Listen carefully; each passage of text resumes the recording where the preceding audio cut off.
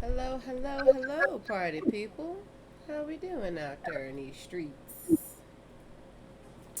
What's up? How we feel? Cowboy wow hype. Loving it, loving that energy. Yes, keep it hype for us, as you should. These bright ass lights. Um, I know it is not a game day, but I'm gonna just pretend it's a game day and drink anyway, cause why the fuck not? That's the kind of day I'm having. But we gonna start with our happy time 10. Yes, what made y'all happy this week? Somebody tell me, what made you happy? What made you happy? What made you happy? Somebody tell me. I need some good news. I had a rough ass week, so somebody tell us what made you happy. Oh, that night, oh, that soothing. I'll start. I really Normani, Normani. That's it. Like I just this week has been like very blasé, and then Homegirl dropped the video and the music that we've been waiting for forever, and it was just like does not disappoint. It's just that girl is that superstar, and I'm just ready to see her get all the things that she deserves. Like Normani, that's it. That made me happy today. Go check out the video Wild Side if you haven't seen it yet, featuring Cardi B. You Um, had me at Cardi B. I love me some Cardi. Yeah, shout out to Normani and that wild side. Thank you, we love a good stuff. Never necessary. Always happy to just have you here. Shout out to you. What up, Flo? We're talking about what made us happy this week. So drop it in the chat. Tell us what made you happy. Kuchiki just told us that you need to check out Normani's Wild Side. Ew. Somebody else. What made you happy this week? What brought you some joy? Well, for me, it was actually discovering Bernard Starr's song "Face Ass Vibe." Duran Bernard, sorry, his name is Duran Bernard, and his song is called "Face Ass Vibe." and Okay. uh, I just need you to listen to it. Like, don't even. I'm not even I gonna tell really you will. why it's so funny, but just listen to it. It's like when you have those sessions with your friends, and you got the one friend who can really sing, but they petty as hell. So they sing all the petty shit that they do or all their petty thoughts. So That's you, what if you this had song is. vocals, got you, got you, got you. Exactly. Shade. Love it. But I'm here for yes. all of it. Yes, Flo, for having an amazing ass job interview, as you should, as you fucking should. Yes, get that job and then buy me a dope ass birthday present because you know my birthday's coming, just in time for my birthday. Yes, come through. Job interview, bars. Yes, loving it. Zajax, talk to us. What made you happy this week?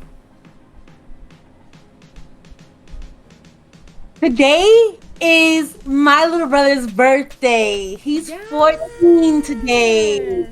My Happy baby. Happy birthday. birthday to you. Thank Happy you.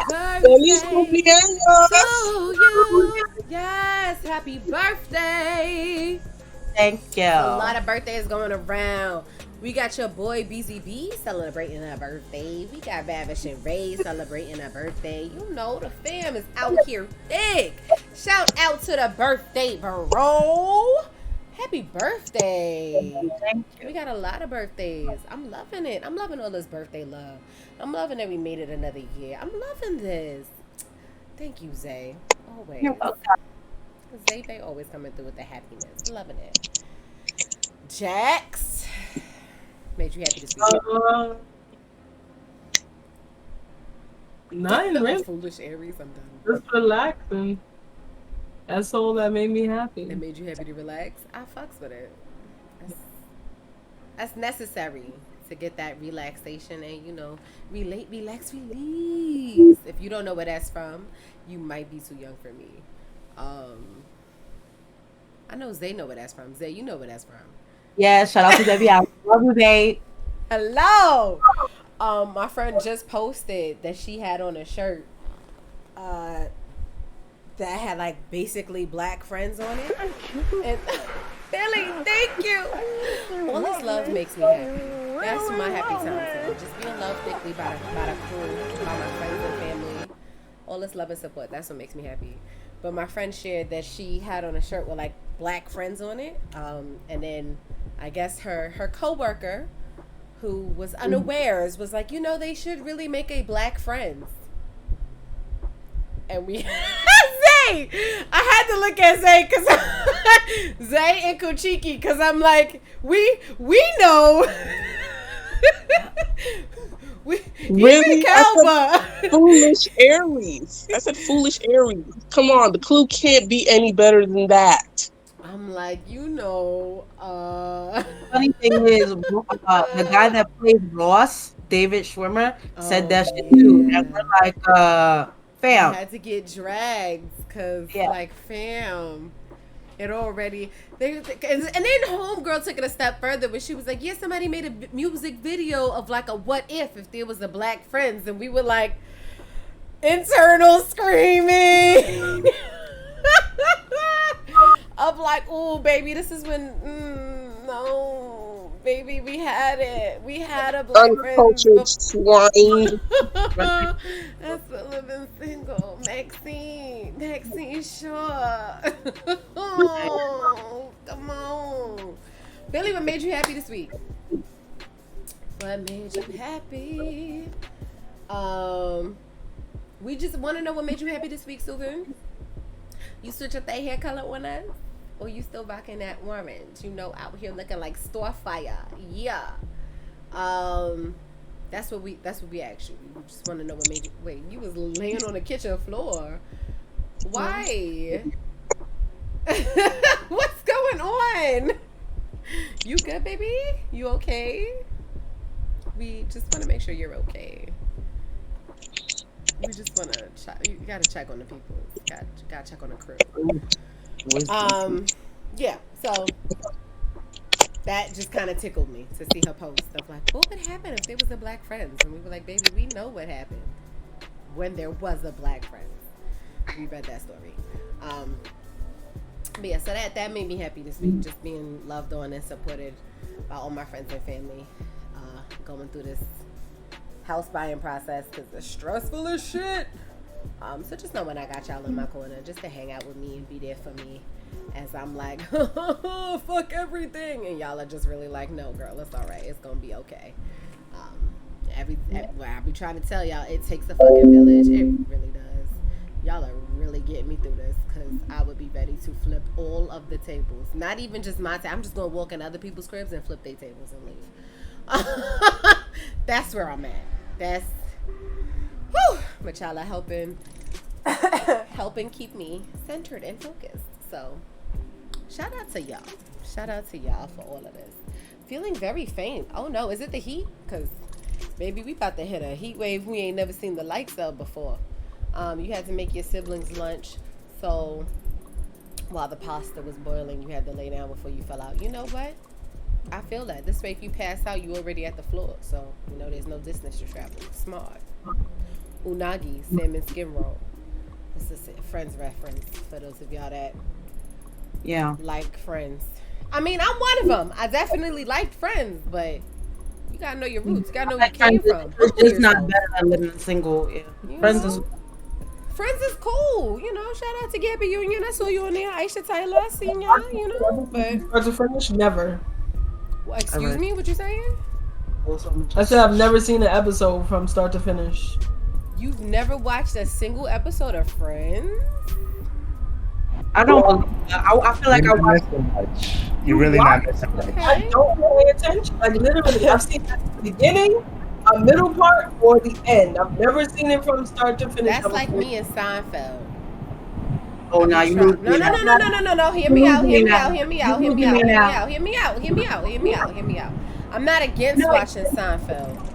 I just didn't have access to Seinfeld like I had access to Friends. Like I own Friends.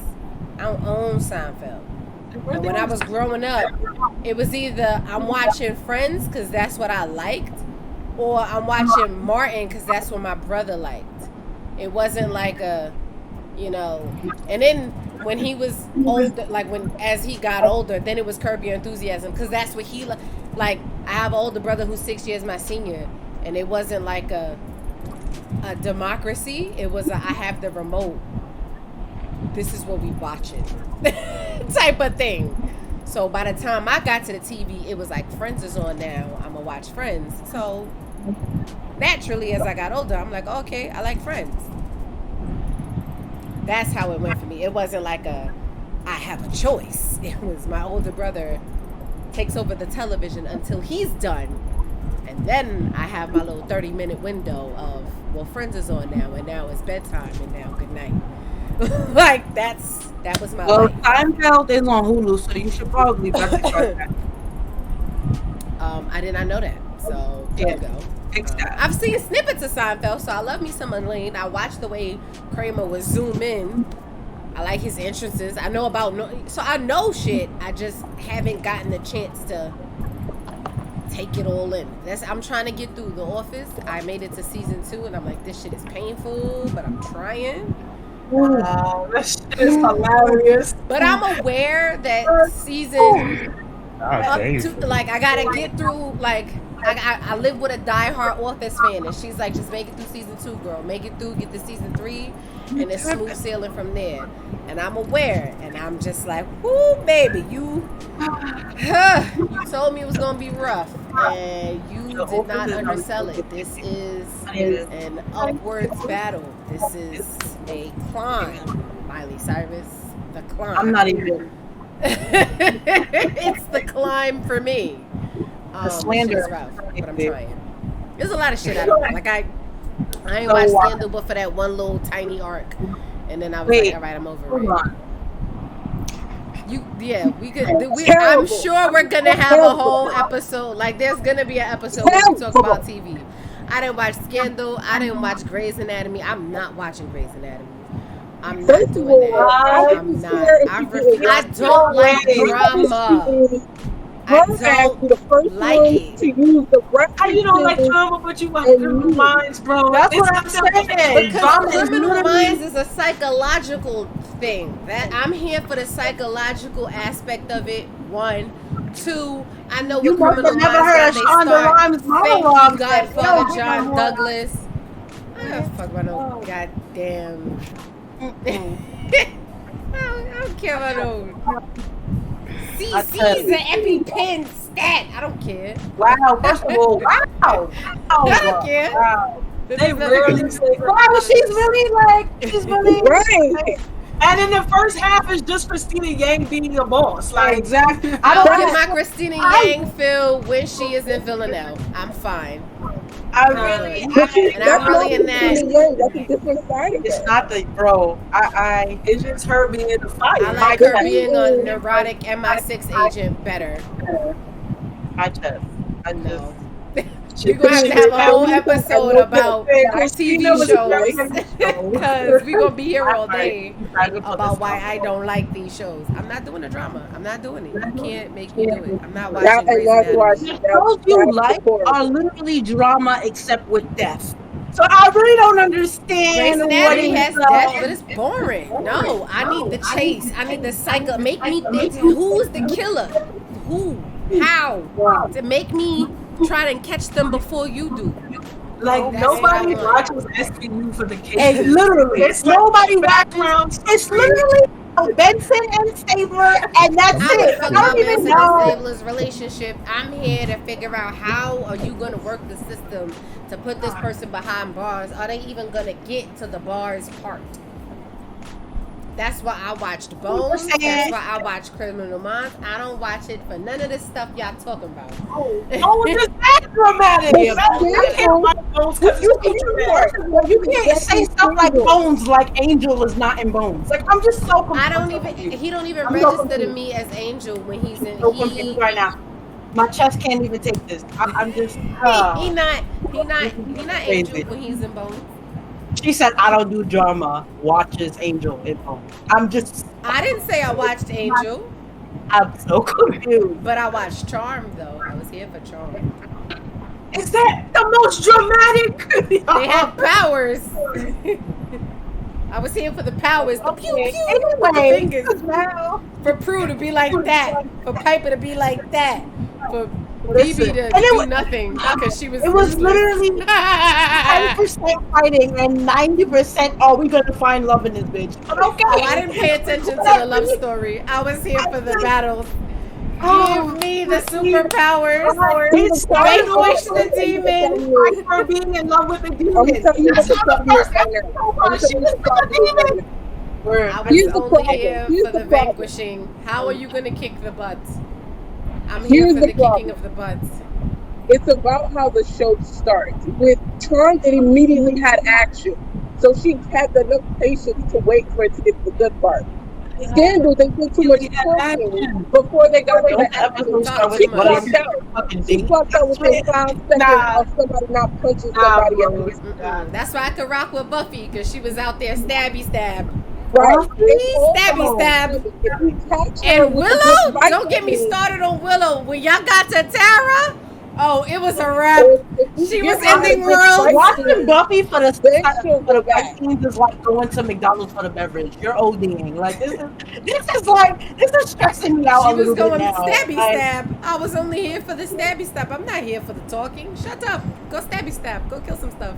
Do some flips and some She would have acrobatics. loved Scandal if she could get past the affair part. She would have loved Scandal. I literally got to like the first episode when they hit that, and I was like, oh, so the black girl is the side piece? Skip. And I never watched again. It was like in the first episode, And she and I was was like, oh, side so piece? much Next. that she would have loved. She would Okay. have loved Leslie. Did you watch the L Word? wait a fucking second. Have you seen Pam Grier? Have you seen Bobby? Have you seen Shane? First of all, now I'm about to I drag was you. prepubescent when I was watching that shit. They just look good as hell. I was just here for how good these women looked. I was like, yeah, this is my sexual awakening. I wasn't here for the story. I don't know what the fuck that show was about. I was just like sex I don't on do drama. steroids. Watching the L Word. Literally nothing but drama. Nothing but. Girl, when I tell you I don't know I have no idea what was happening. For me, it was like I have access to porn without paying for it. That's how I thought of that worked. Everyone's fucking. You had Cinemax, you had Channel 35. Like, I I don't don't want to know hear all nothing that. about that. I had parents that was looking at cable bills. Shout out to Listen. Robin Bird. That is a throwback, not Robin Bird. The original OnlyFans right there. The original OnlyFans. You know what? You took it way fucking Seriously back. though, the facts are the facts. I mean, Oh, what we having for dinner, Billy? Tell us. No, I watched the L World. The L World because they look good as fuck. That's why. I didn't give a fuck about the story. I'm like, y'all pretty and y'all fucking? Yes. That's why the fuck I watched. I watched Sex in the City because it was a book. No, I wanted to read the book. I watched that because Lauren watched it, so we watched it. Watched that together. sound like a lot of drama to me, fam. But alright.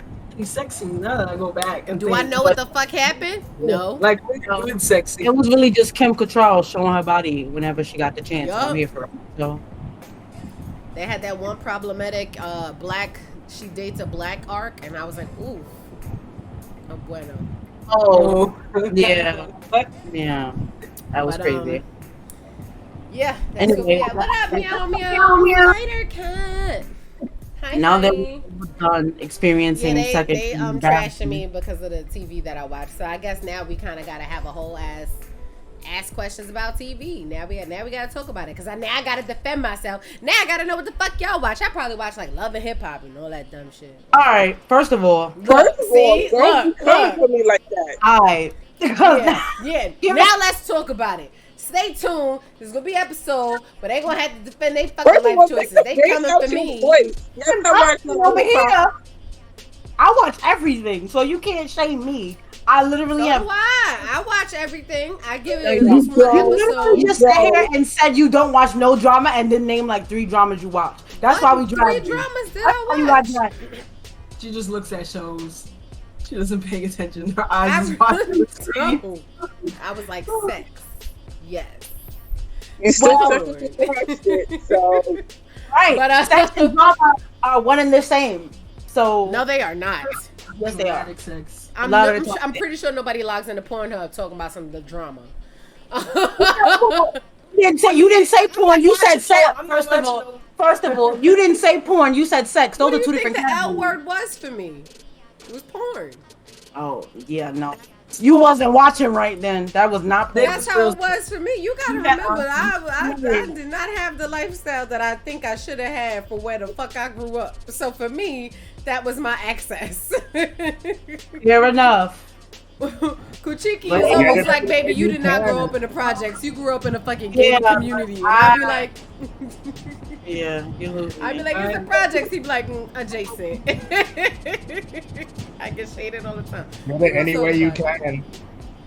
Thank you. That's all I'm saying. Stay tuned, y'all. We gonna talk about this. We gonna have a whole ass episode because we just spent 25 minutes ragging me about my television choices. We gonna get into everybody television choices, not just I have no nerds. shame. I have no shame. I have everything, so I have no shame. You put me in the show, and I promise you, I'll probably Wives be and shit. That's Mhm. privilege. At least I'm watching to stimulate my mind and shit. What you watching for? We Yeah. gonna talk about it. The L But word since we here to stimulates talk us. about some shit, let's talk about this toxicity. All right. We HQ thesaurus dictionary human version. Don't look around. You know who I'm talking to, Zay. Get back here. When we say toxicity, what we referring to? What we talking about? Just so we can all have the same fundamental ideation. Just like the harmful and damaging ideologies and isms that come with, society's BS woke. That's what toxicity is. All the harmful stuff that comes with the harmful stuff. being in society. The harmful stuff. Okay, so That usually comes from the patriarchal system that we currently exist in. So can it come from a matriarchal system? Because someone said to me it could come shout from out a to your matriarchal boy. system. I don't remember his name, but no. We're not going to name drop. Someone said to That's- me it could come from a matriarchal system, and then brought up Africa to me. Now I'm not African. I don't know nothing about African culture. So I defer to you, Calba. Can the matriarchal system be toxic?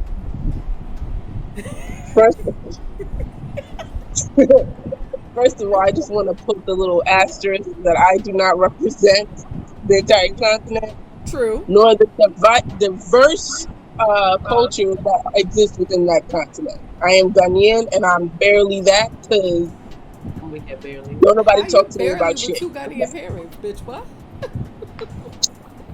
But they be like, my mom be half me like, you're not Ghanaian, and I'm like, Oh, okay. but then my father's like, don't listen to her, you fully Ghanaian, and I'm like, some of y'all want to tell me, do I need to go on Maury? I'm just trying to figure out. But NTP, I digress. No. The answer is no. Matriarchal society cannot.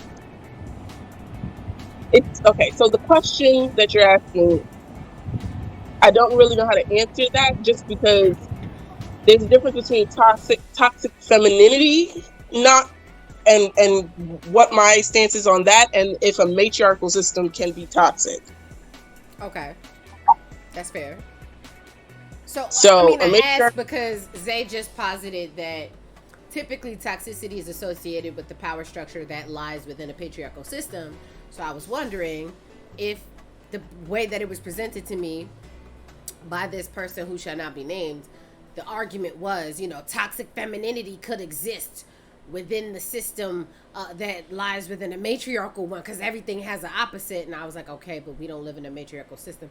Well, Africa does. Okay, so then given that structure, could the Hmm. matriarchal system be equally as toxic as our patriarchal one?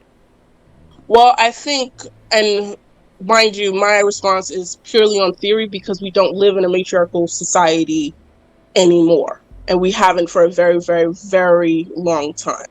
So this is just theory. But if there had been societies allowed to exist and continue to exist that were matriarchal, I would say you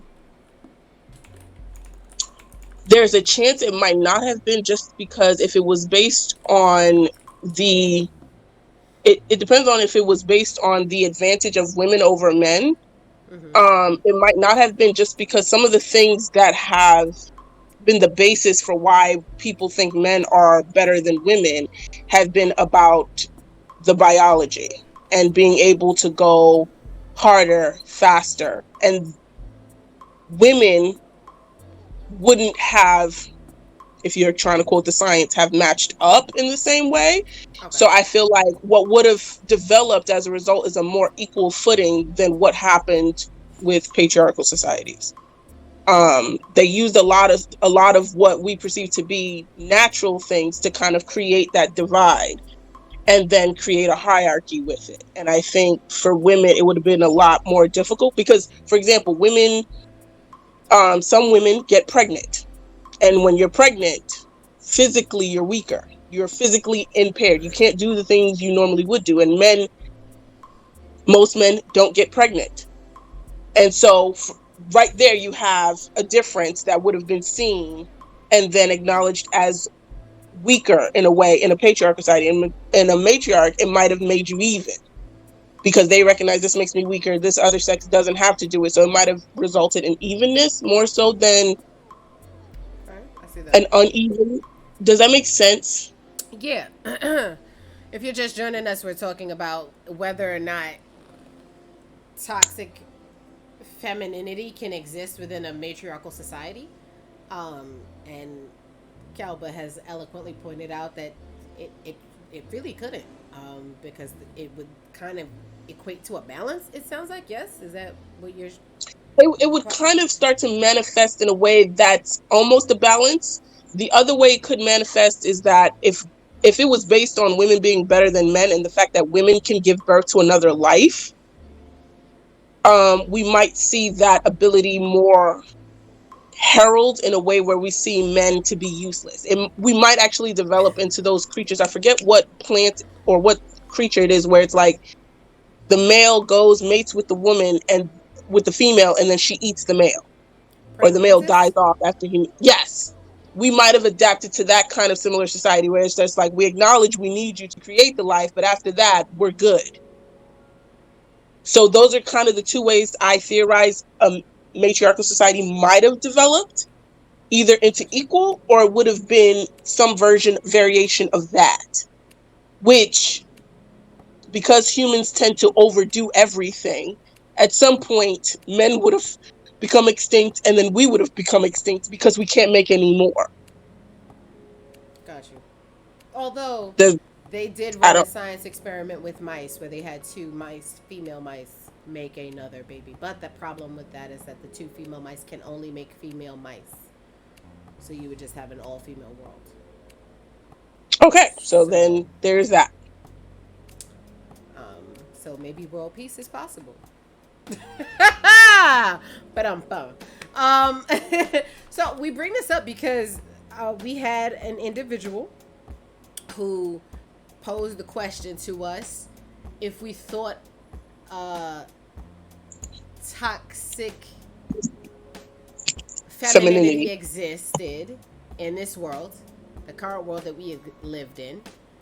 And I'm not gonna lie, when I first had the conversation with him, I was like, do you mean toxic feminism? Because I've heard of that before. And he was like, no, toxic femininity. And I'm like, okay, well then I've heard of toxic masculinity, not toxic femininity. And so then the example that was given to me to describe toxic femininity, the one he presented to me was, you never heard of a mother like talking to her daughter like, hey, you can't be a lesbian because you're not man enough. And I was like, no, actually, I've never heard of that. He's like, are you serious? And I'm like, yeah, like I've never heard of that. That doesn't mean it's never been heard of. It just means that I've never heard of it. There's nothing wrong with that. And so then he was like, well, there's always an opposite to everything. So if toxic masculinity exists, then toxic femininity should also exist. And I'm like, I mean, like, I hear you. I just I don't know how that would present. Like, I don't know what that would look like. That sounds weird. Like, how could you be toxically feminine? That doesn't, I don't know how I would wrap my brain around that. So of course, nerd that I am, I looked it up. I typically like Psychology Today. That's one of my favorite sources to look into when we're talking about things of the mind, social norms and such. So I went to Psychology Today, and wouldn't you know it, toxic femininity is in Psychology Today. A psychologist already wrote an article about it. And they're like, well, toxic femininity is actually just a fancy way of saying toxic masculinity. It is when a woman hurts herself to help a man. The example that they gave is when a woman goes on a date and eats a salad. She don't want that salad. She's fucking hungry. But to fit the social norms that the man has presented for her, she's gonna eat that salad and fucking starve herself so that she can have the Coke bottle shape that the man says she's supposed to have.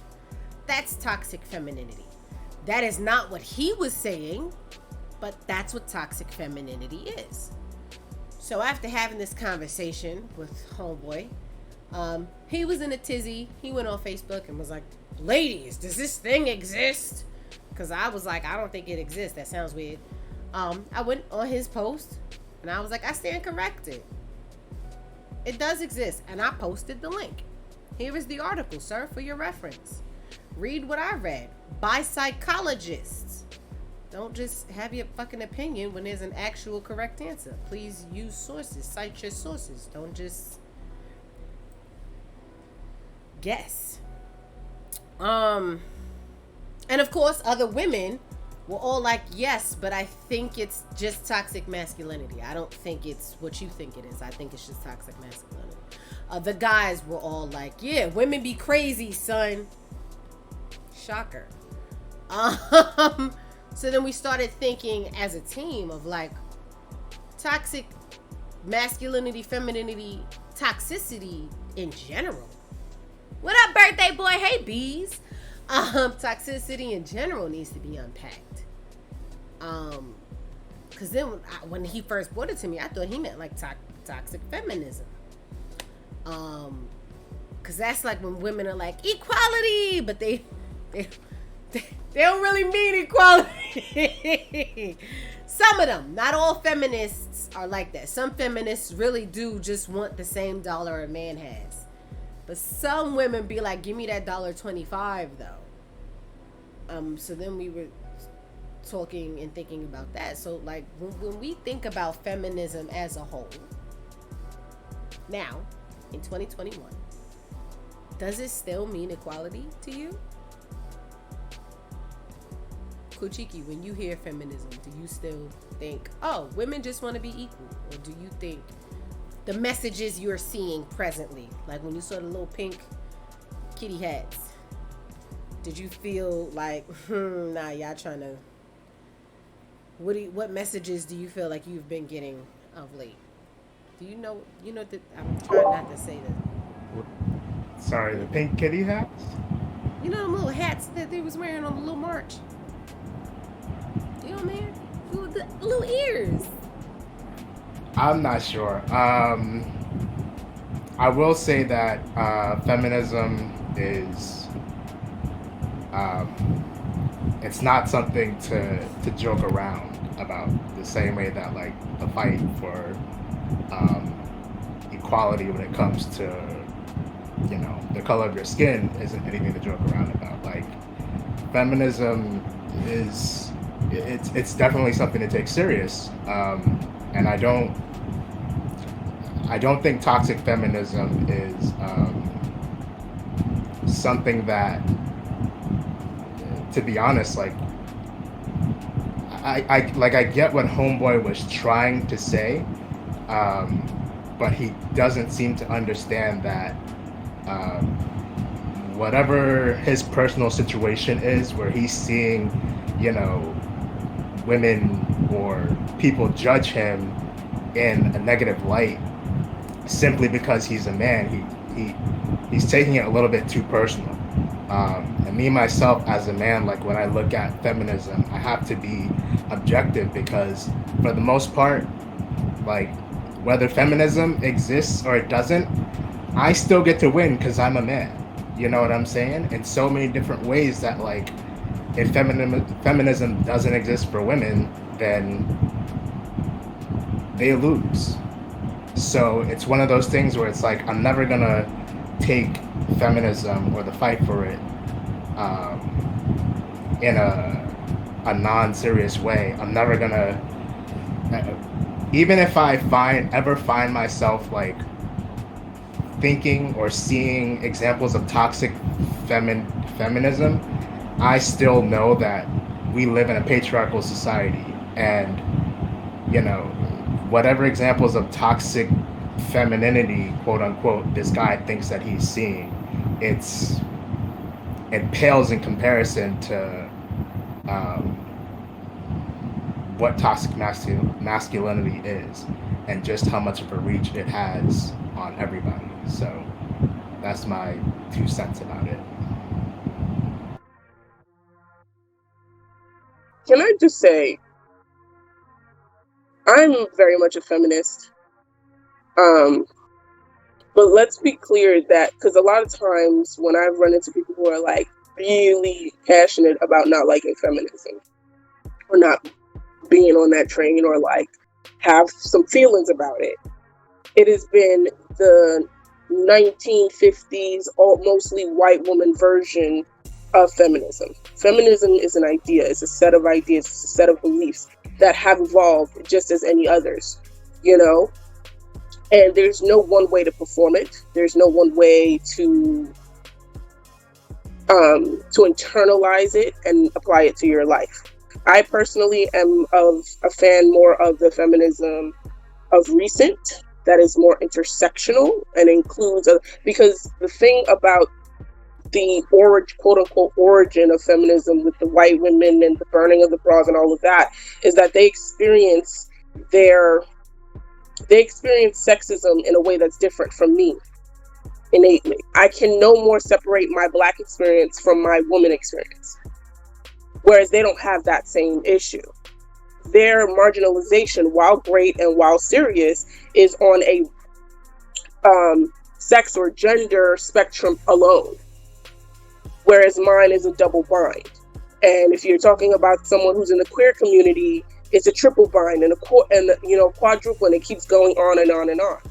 And so when I hear feminism, I'm thinking feminism when I'm interacting with the cops, not just when I'm talking about my pay versus my male counterpart. For a white woman, that might be the case. Am I getting paid as the same as my male counterpart? For me, am I getting paid the same? Is my boss going to call the cops on me if I have a disagreement because she feels threatened by me because I'm also Black? That's the feminism that I'm worried about. That's the sexism I'm worried about. It's a twofold. And so that sexism, I feel like, is more about equity, because there are certain experiences that a white woman will never relate to. But if we're talking about ideal ally, you still fight for it anyway, because you know me winning is you winning. And that's where I'm more focused on. I mean, taking away the feminine tax, that's not something men can ever relate to. Their stuff doesn't get taxed like that. But fight for us anyway. That's feminism.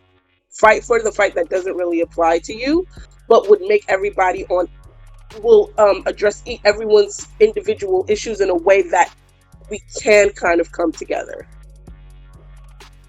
Just to make that clear.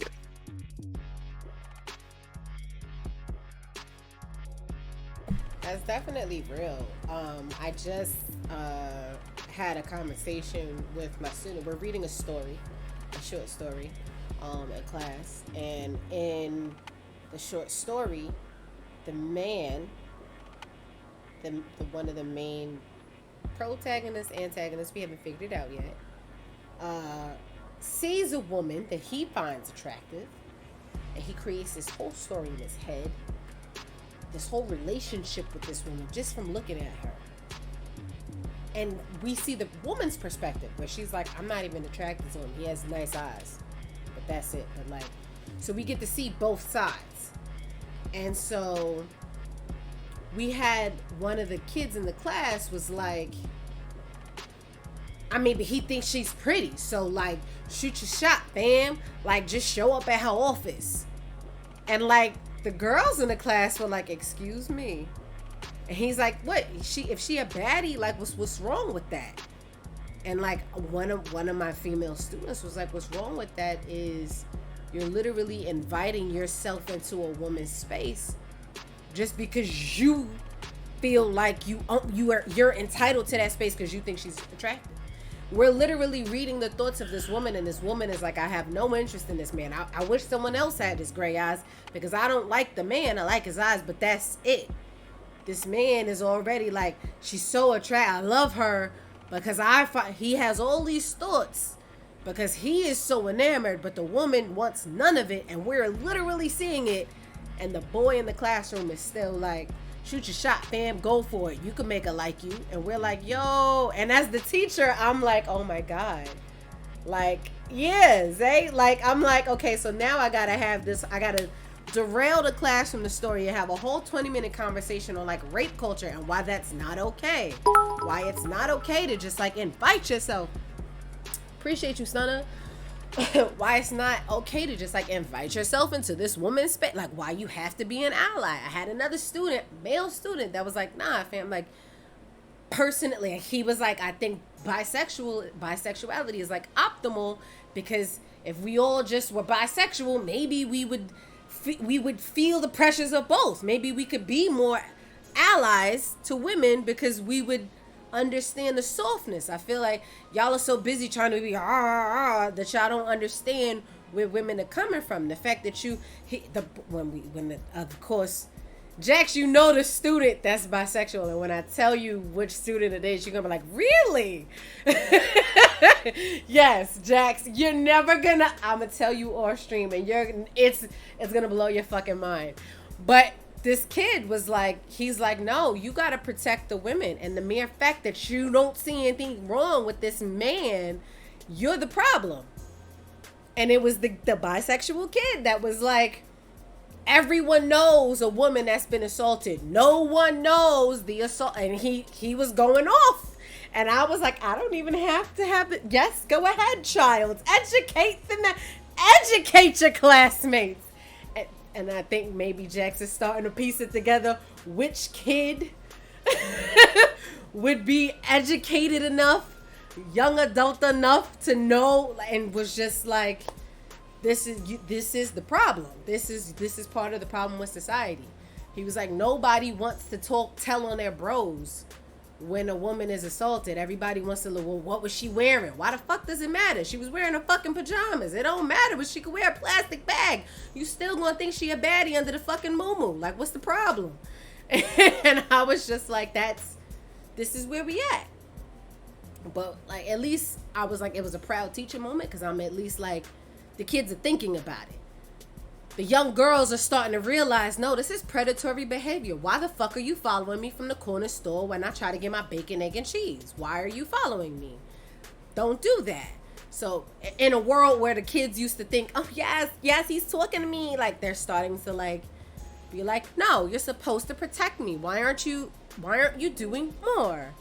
And I'm starting to like, ease up a little because I'm like, all right, maybe the kids might be all right because they're starting to call each other out on their shit, but it's still like the adults still need to kind of figure this shit out. The adults kind of still need to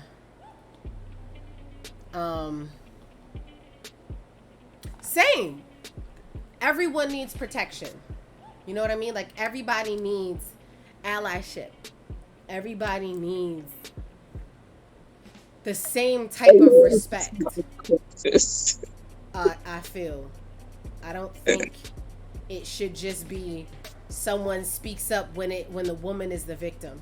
I think the amount of shame that a man feels when he is assaulted is unfair, and that's why today it's about the double standards.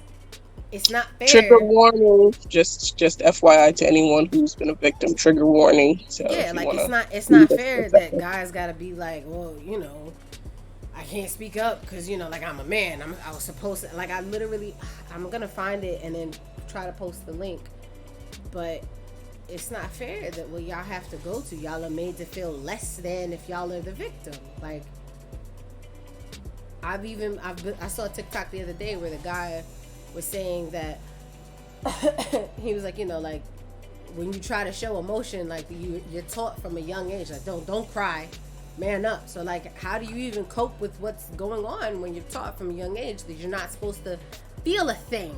And I'm like, what? Like, how did y'all survive as children? Like, how did y'all navigate like that? How the fuck? Like see, nah, like you needed us, you were supposed to be protected, and you needed a space to be able to feel your emotions. And I'm Can I just learning. say one thing? Yeah, go ahead. Well, I forgot what I was gonna say. I forgot what I was gonna say. God damn it. I'm really fucking sorry, but I'm really glad you feel safe with us to share that. Like I said, everybody knows somebody, and Oh, it's all part of the toxic masculinity, the toxicity. If we're going back to that topic, but the individual, I can kind of guess what behaviors he was trying to highlight, because it's the behaviors that a lot of people who are like, oh, women are toxic too, and the toxic femininity, like they all reference the same sample of patterns that they feel like, oh, this has to be a name too. So one of them is baby mothers winning court cases for child custody, and being able to get you on child support and all those other things. Women being able to, be a gold digger or whatever, and it's cool or it's celebrated, like hot girl summer, all those things. The idea that, some women think it's okay to get real loud and rowdy with the guy and hit him and all these things because they don't expect him to hit them back, or, they're expecting that that they're not going to hit you back because you're a woman. So those are some of the behaviors that men like to reference. But the one thing that I feel like a lot of times they're missing, and I want to be very clear about this, is that when we say, or at least for me, when we're saying toxic masculinity, we are talking about a series of behaviors, verbalizations, things like that. That is what we're talking about. And behaviors, certain wording, phrasing is adapted by both men and women.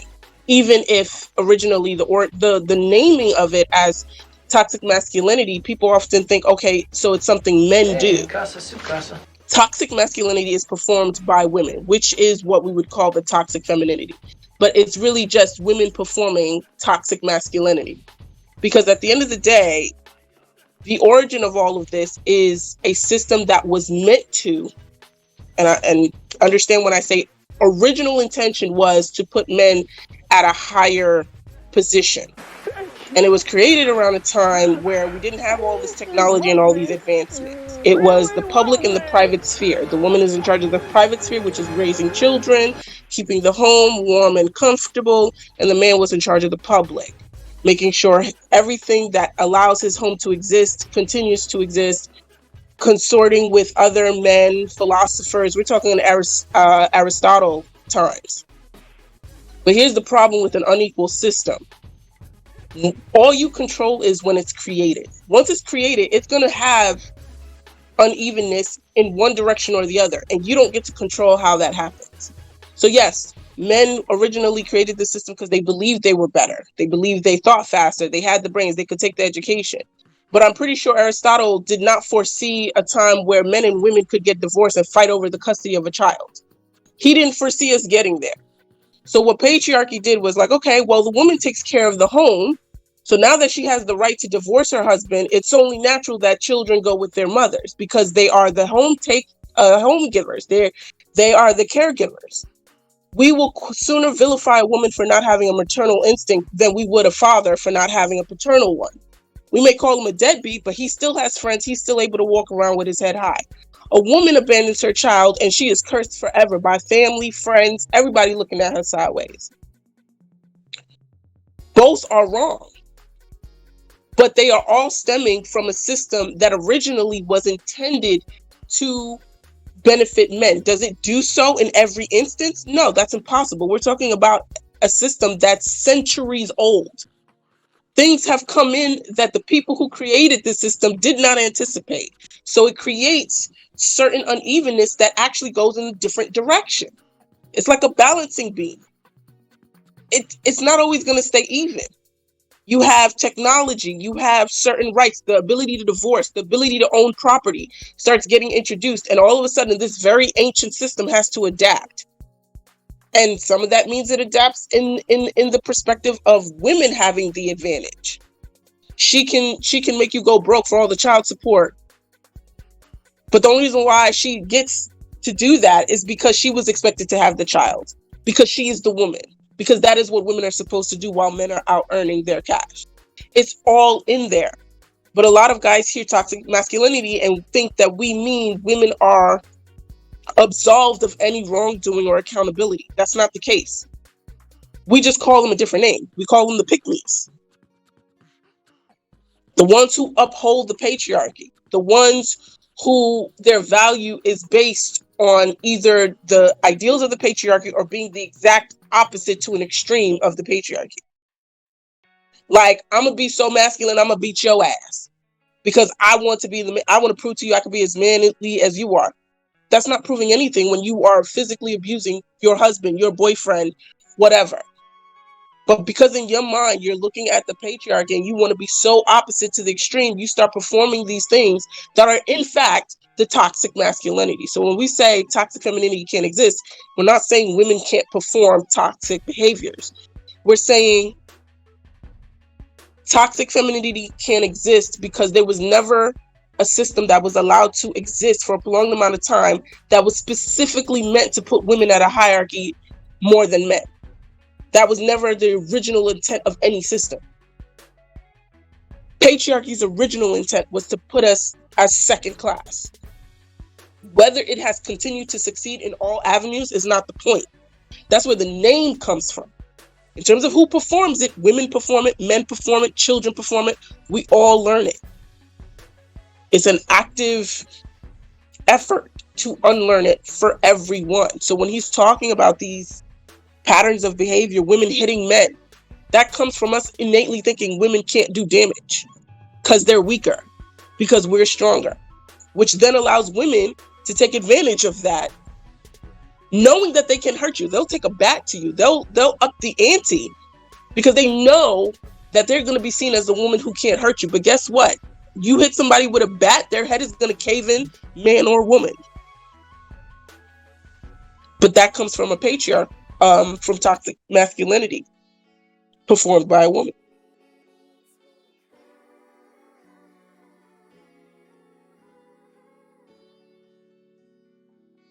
And that's my spiel. Fucking drop the mic on us. Like, did you get hit? Like, you know? Fucking well said, Kelva. Well fucking said. Like, I just think about, like, toxicity isn't just femininity and masculinity. It's just, like, you got, like, toxic relationships. Like, when you have a man can't hit a woman, so the woman hits the man and then calls the police when he bucks. Like, fam, what? Like, what? Why? Or you get... I'm watching Jax. Jax! Jax is like, yup, no. Not. But like, and then you got the we're not saying yup. We weren't saying yup to that. We were saying like we got brothers, so that's like we shook our head real quick. Like, no, that's like, not. No. Oh. I wish a young woman would. I feel like she felt like the need to put her Oh. hand on my brothers. That's all I had to say about that one. But yeah. Hmm. Yeah, just like the this toxic relationships in general, be it a romantic one or like a friendship, like that toxic ass friend that's like, you need to be there for me anytime I pick up the phone, but when you pick up the phone, it's like I'm screening your shit. Like that's toxic. It's toxic to think that I need to be your fucking therapist. No, I don't have the energy. DND always. I'm Fucking screaming. Jax. But like it's toxic to think that if I'm setting boundaries, my need to set a boundary is thereby an attack on you. It's just sometimes the demands of just human nature, it no. That is not healthy. And I But think again, that's go ahead.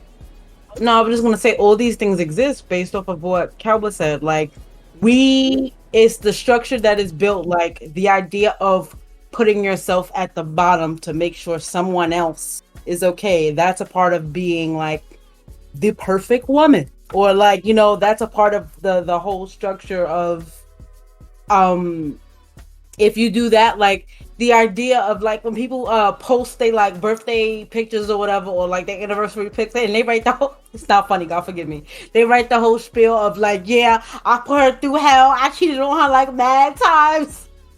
And she's no, and she's still here. Like, you should not, the fact that we are even measured by how much we suffer, that right there is toxic masculinity to a T. And women do the same thing to men, but I feel like men get so defensive just because of the word masculinity in the actual title, but it's literally just the blueprint on how the world was taught to function throughout the years. And yes, these things change and like evolve over time, but that doesn't change that most of the like little nuances and the things we have ingrained in us come from this, like, this is the right way to be this thing, whether it's the right way to be a man or the right way to be a woman, like this is what you should follow so society can accept you. And I feel like oh boy, he was so upset about how you came at the situation, saying like, hey, I think what you're saying, like based off what I read in Psychology Today, what you're saying is still toxic masculinity. And he was so upset by that because he was uncomfortable with the idea that even though he had a point in what he was saying, that these ideas still stem back to what men sat down and created the rule of how you're supposed to be. It's unnerving for men that can't admit that they benefit from this sort of thing.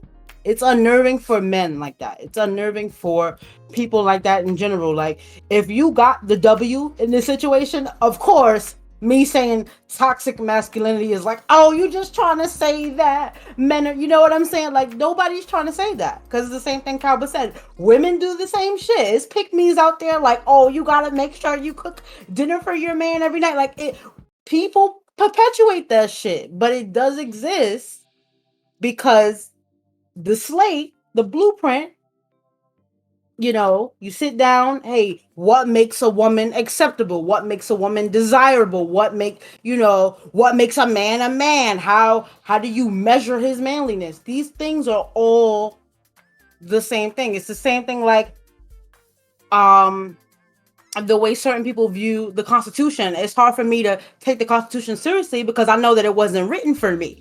It wasn't talking about black people when they wrote that shit. That was the blueprint for the rich white folks that was involved in it at the time.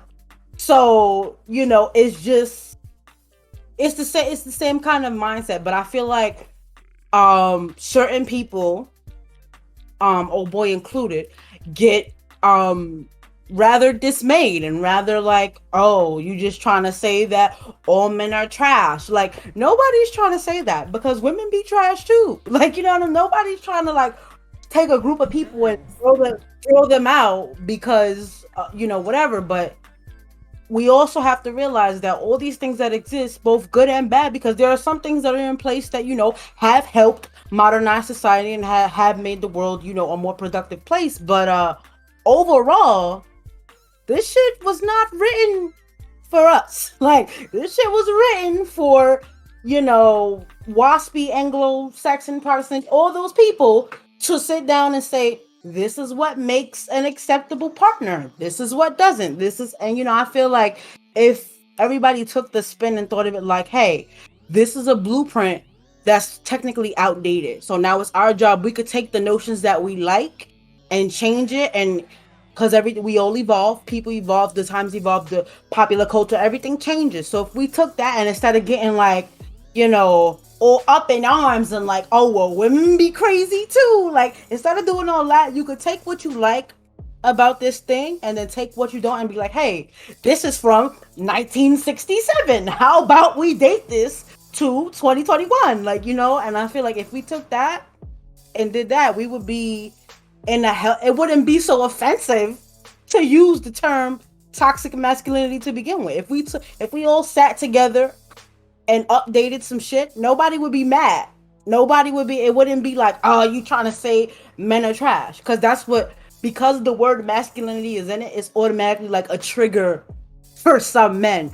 And again, that says a lot more about the men and the shit that they need to work through than it does about the title itself. But if we all sat down and tweaked it and updated it, it would be okay. Like, you would be able to say that phrase without a bunch of angry people getting labored breaths or something. You know what I'm saying? Like, it would be more than just, oh, this is a phrase that is meant to damn men. This is a phrase that is meant to make men feel like shit, because that's not what the phrase is. It is literally the blueprint to the way modern society exists. That is it. Nothing more. And if you don't like how it sounds, maybe we should do some work to make it sound better than what it is. And that's just it. That's my take on that. What's with y'all dropping all these fucking Snapple facts left and right? Like, I don't understand why I'm getting hit with all these knowledge bombs. Like, what the fuck is up? Woo, baby. No, but fucking well said. I literally couldn't have said it better. But you're absolutely fucking right. You're absolutely fucking right. He did posit one thing. He was saying sometimes people get mad at the message. People get mad at what's being said. And this is... I was like, you're absolutely right. And he was like, do we get mad at the message or the messenger? For example, and this is the example that was given to me, so I'm going to flip it and reverse it, throw it back at y'all. One of the things that was presented to me, he was like, everybody was getting upset when men win these rap songs calling women out their name. And then women came out in the rap songs and called other women out their name. When men were in the rap songs telling women what to do with their bodies, with their mouths and all that good stuff, it was a problem. And then women came out in the rap songs and said the same thing. And it was like, hot girl summer, and women were okay with it. And women were like, summer anthem. And he was like, so why the change? He was like, why is it okay for another woman to tell you rock out, but when a man suggests it, all of a sudden it's a problem. When a man says, I do that did not work out. When a man says, when 3 6 Mafia was like slob on the eye, like corn on the cob, it was a problem. But when Cardi was like, touch the little thing, dangly thing on the back of my throat, women everywhere learn the lyrics. He's like, first of all, they saying the same thing. Why you mad? Actually, no. I just wanna address this strongly and promptly. Okay, let me mute myself and get comfortable. Okay, no, okay. So for me, it starts with one word: agency. Men saying this is what I'm going to do to you and this is what you're gonna accept is not the same thing as a woman saying I'm a bad, and I'm about to go get me some. You know what I'm saying? Those are two different sentiments. Agency, consent. It's like the same thing as like if if you send nudes to a guy and he posts them up, or you post a nude that you took yourself. Those are two different scenarios. My nudes is not for you to post. First of all, if I sent them to you, I trust you. And so you just broke my trust by posting them up on the social medias. But if I post a new picture of myself, it's because I sat there and was like, you know what, girl? You look good, you feel good, and your tan is right, so you about to post this. Those are two different sentiments. And nobody says slob on my knob like corn on a cob as a term of endearment. Nobody says that like... First off, I say it every day, B. Bye. Anyway, but I'm saying like nobody puts that energy out there like this is I want you to do this to show how strong you are or how powerful of a woman you are. Most of the lyrics that these men are talking about that put these women in these sexualized situations is to show how strong the men are, how big their penises are, how much the women sweat them and can't live without them. That's not the same message as broke boys don't deserve no pussy. That's not the same energy. That's not the same. Like these rap lyrics that the men give, 9 times out of 10, they get a kick out of taking the heartbeat out of a woman.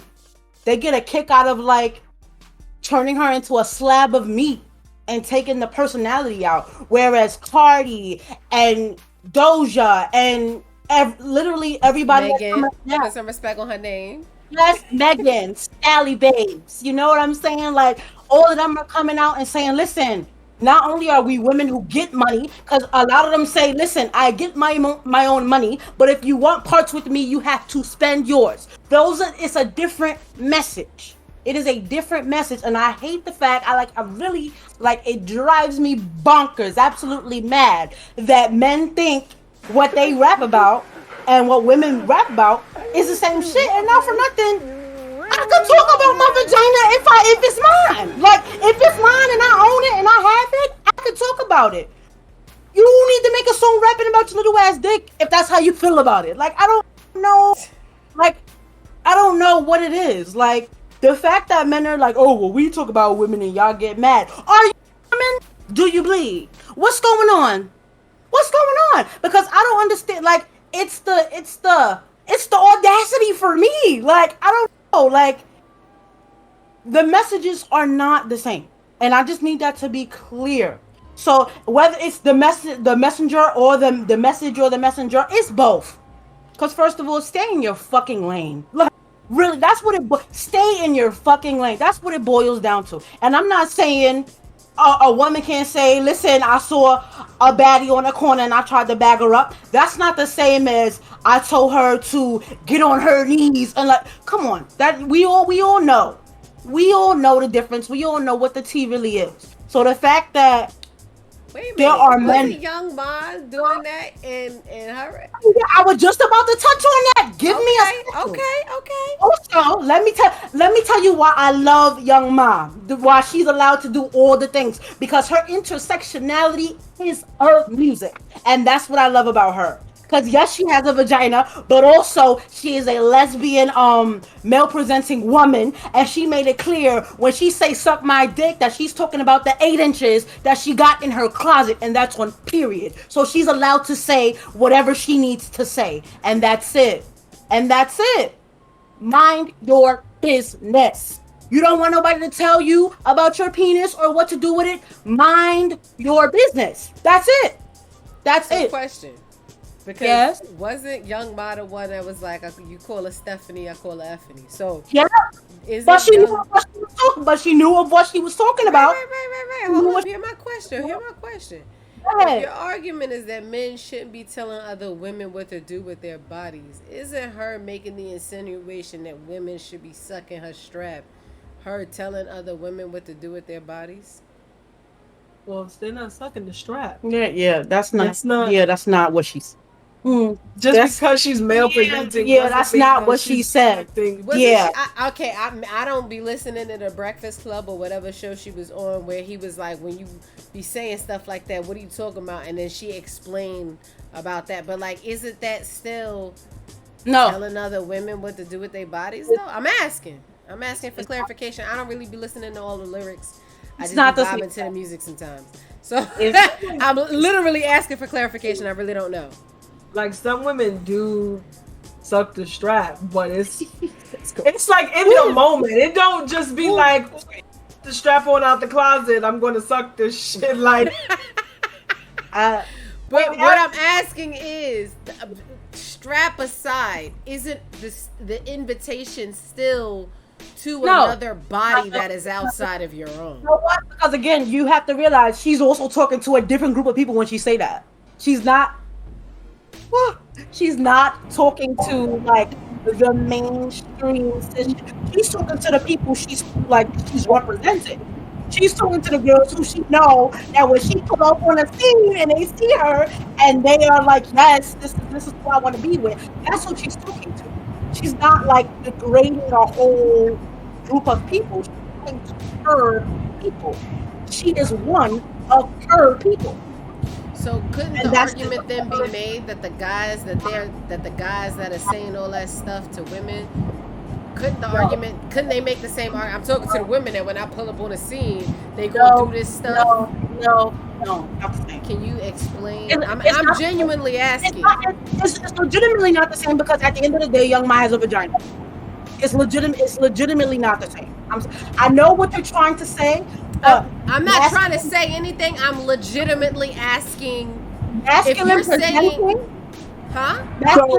masculine presenting, and being a man is still not the same No, thing. that's not okay.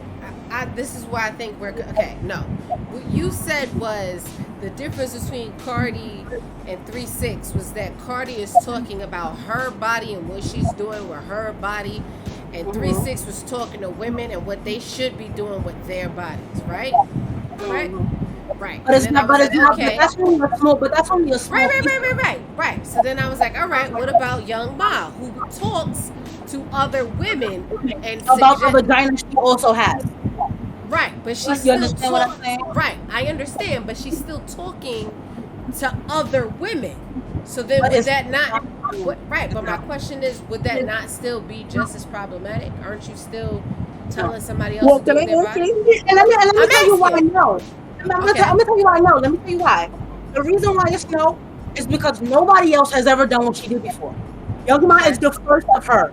She's the fact that she's even able to get on a track and be like, yeah, I get money, I call it stuff, I call it. That's a rebellion. That is a revolution happening. That's not her out here. That's not her out here insulting people. People are cheering for that because she is the first of her.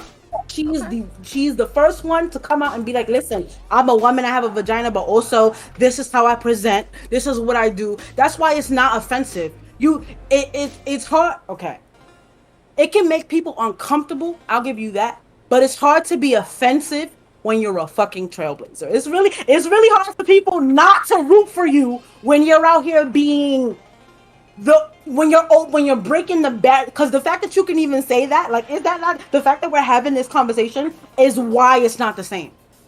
Okay, you understand where I'm coming from? Like, she's a whole. Wait! I just want to say something. Go ahead. I think the other part, and I think Zay alluded to this, the other part we're missing is that even when men are saying it, they could be saying it to their girlfriends, they could be saying it to their wives at sexy time or whatever. There's the underlying dynamic of we as women are a marginalized group. So even if I said it, it doesn't hold the same weight behind it and internalization that men have when they say it. There's a reason why some women are like, I don't want to get on my knees and give head. Why? Because we're so used to men making that a position of submission, of humiliation. There's a power in sex that men take advantage of all the time. So when they're saying it, that is underneath the words. A lot of times what women are hearing is the casual dehumanization that we hear in common language all the time. Yes. I always say the words that we use and the patterns in which we use them, it's very indicative. You notice how we always be like, me and my girls, or that's my girl. But when we're saying, oh, that's my man and boy are two different things. We never, when we're talking about our boyfriend, be like, that's my boy. We say, that's my man. Right. But when we're talking to our homies, we be like, yeah, that's my girl. That's my old lady. All these other things, but that's my woman. Now, I'm not saying that's my woman doesn't exist, but it's not nearly used as much as that's my girl. Exactly. I have yet to hear a woman refer to her husband or her significant other as that's my boy. Right. That's her man. And That's of course, part of there the are point. little things like that, but I think that's the part that I think we haven't gotten to, but it was in there. I was like reaching there, but you got it. You hit it. It's the punch behind the words. Because men be like, because if you also notice in rap, a lot of times in that viewpoint when they're talking about sex, it's still focused on the woman and what I want to do to you. When Cardi's talking about it, she's oftentimes either speaking about her own body or what she wants you to do to her, which is that agency Zay was talking about. Right. It's kind of like if we're finding a racial equivalent, it's kind of like that argument about like why can black people say the N-word all willy-nilly and it's fine, and outside race is like absolutely fucking not, because there's a punch behind it. I don't care if you're an ally. There's a reason why Eminem never uses the word. Because he ain't. You'd be hard pressed to say he's not for our culture, but he knows not to use that word. He might have even gotten away with using that word. Some people might have let him get, but he knows not to use it because the punch behind it. Right. Even if he doesn't mean it, there's a punch behind it. And I think to highlight your point about what you were saying about the Breakfast Club interview, I think part of her explanation was when she say she got an 8-inch in the closet, the implication is that she's about to pleasure the woman she's talking about. Like there is no dehumanization going on with what she's saying. Everything that she says that she's gonna do is make this woman feel good about herself. It may sound gritty. It sounds gritty. It sounds. She's from Brooklyn, so she's just gonna sound like that. But what she's saying is, what happened? No, because she said Brooklyn. Oh, but what she's saying is, at the end of the day, 9 times out of 10, when she's talking about sex in her song, she's saying, I can pleasure this woman better than most of the men she knows. That's what she's saying, and that's why it's a completely different animal. It's a complete those 8 inches in her closet ain't for her pleasure. It's for the woman's pleasure. Whereas men tend to weaponize their penis. Period. Like even with sex, they weaponize their. If you notice, a lot of porn that is geared towards the male gaze is them just weaponizing their penis. Let me do this jackrabbit angle on this woman's ass. No, it really, don't matter if she feels the goddamn thing. The angle is about let me just weaponize my penis. And I tell you what, I have yet to see so much as a dirty wine in a porn. No, but I really was just about to say that. I really was just about to say that because honestly, said weaponize the penis is the best thing. Clip it. No, but honestly, because I really was gonna say that because I tell you what, there is no weaponization of something you can remove. And I'm just gonna leave that like that. I'm gonna just leave that there. Something you could put on and remove, and you don't weaponize nothing about that. That's literally, if you're going to get that, you know exactly what you're getting it for and exactly what you're about to do with it. And that's why whatever Young Ma says is nothing compared to anything 3 6 Mafia has said, anything any male rapper has said. So it's just not the same thing. So this is my next and my personal final question. I forget his name, but I'm sure you're gonna know who I'm talking. He's a gay rapper. Something with I think his name is like a P something. One pussy? That one? No. Okay. But he's currently out. Santana? God. Yes. I'm like, I know you know who I'm talking about. Yeah, now. What? I know he was a rapper. He's like a personality, but he put out songs when he puts like out it. music. I mean, his walk song, I play that shit all the time. Yeah, Not Santana only is. Can walk, Santana walk. say anything? Because if we're saying that music in general can be like music in general can be dehumanizing to women, Santana says things about women. Can that then fall under that category, or does Santana get a pass because of Santana's orientation? I don't want to say pass is a little strong. I don't know a Yeah. different way to. You know, I come to you No, to help me with my I words. got you. No, Help no, me. I know what you're trying to say, but I feel like it's about he's not he also makes music that make women feel like they're the best. I don't know how to Well, can I say it? go ahead. I think what it is, and let's be clear, he gets a pass with certain things. I'm sure there are certain things he knows you're not gonna get a pass. But I think in this regard, the reason why he gets a pass is because it's a nuance that you got to add all the things together. Number one, like Zay said, it's the content of his songs. A lot of times he's putting out music that City Girls put out, that Cardi put out. Like Right. the verbiage he uses, he puts himself as the woman in Yeah, the song. he's The the same woman. way Cardi be talking about her ass fat, I'ma do this, I'ma do that. He talks about himself. We would not have a problem if 3 6 Mafia was just talking about themselves. If they like, yo, I'm good, I'm handsome, I'm da da da da. Ain't nobody got a problem with it. It's Right. the fact that they're always talking about somebody else. Right. And so, And not even just Saucy let's be Santana- clear, not even just talking about somebody else, degrading somebody else. Let's be right. clear. It's not just that. And Saucy Right. isn't really doing that. He's really like, I'm getting this paper, I'm doing this, yes, bitch. If you got a fat ass and shit, like he's very Mhm. much from that perspective. Yeah. And then you have the fact that his identity, part of his identity, is also a marginalized. So Yeah. his words, when he say it doesn't have the same punch as a heterosexual man, Right. it simply doesn't. And then you add the fact that he's black, it really doesn't. He's You know, black because let's and be honest, feminine if a white presenting. Mhm. right, if a white gay man, you know, if Elton John had come out with a song like that, Right. you know, it would be a different take than Saucy Santana coming out with a song like that. Right. You know, so there are ways in which his sexuality and his gender and his race give him some pass and some not. You know, And you he know makes what? When he goes too far, Young Miami, or he calls her Carisha because that's her name.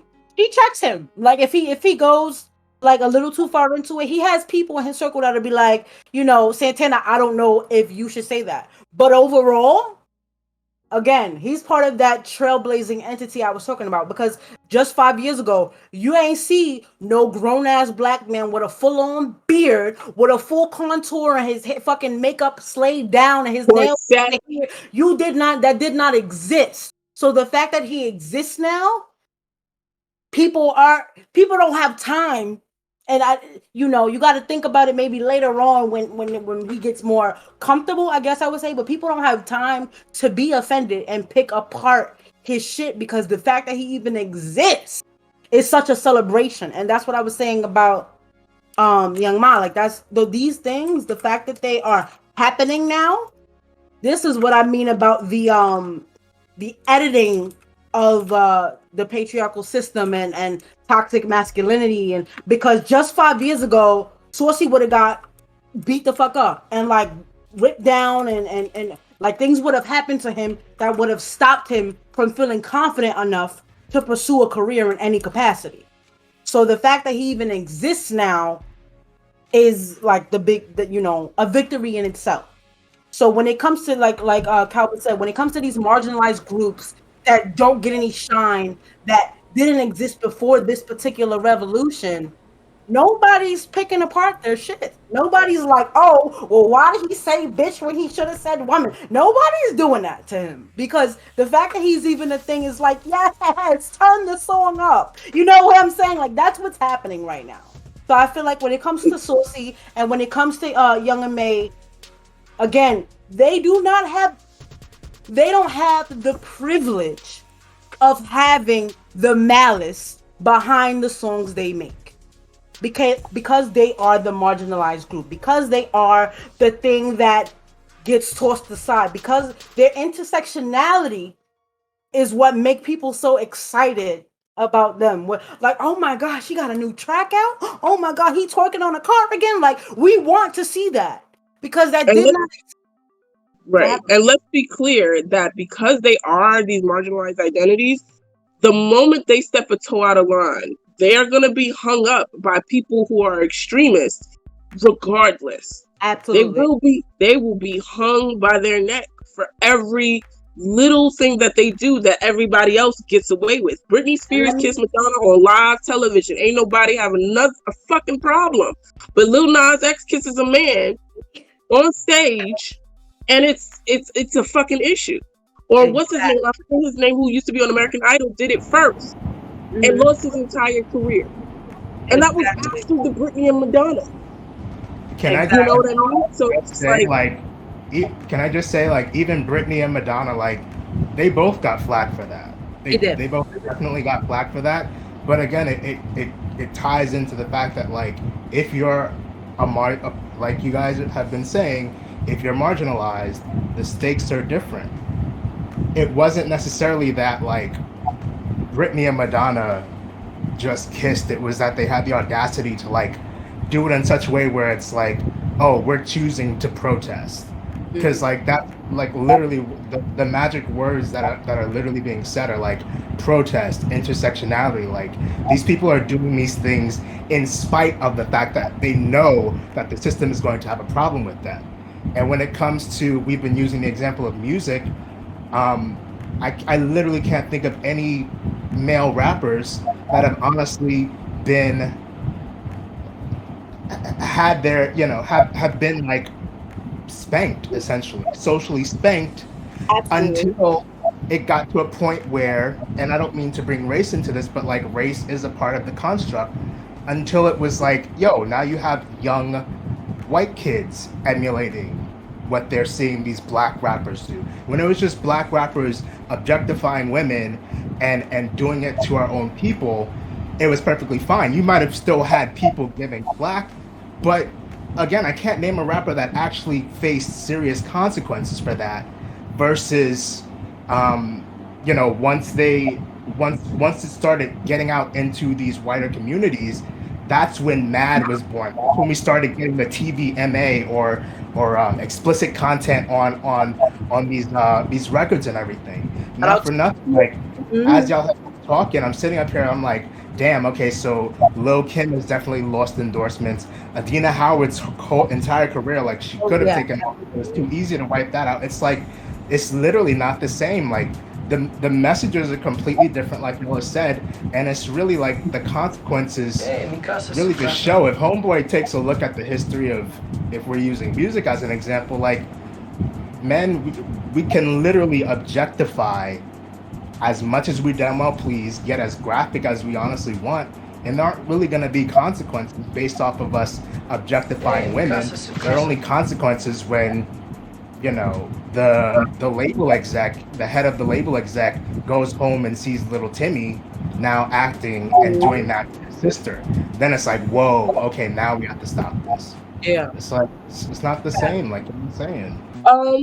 I would like to pivot a little bit, just because we talked we talked about toxic masculinity, we talked about toxicity, we talked about toxic feminism and the ways in which it differs, the pack of the punch. But I think what I would like to at least touch on is the idea of how toxic masculinity holds back men from their Oh yeah.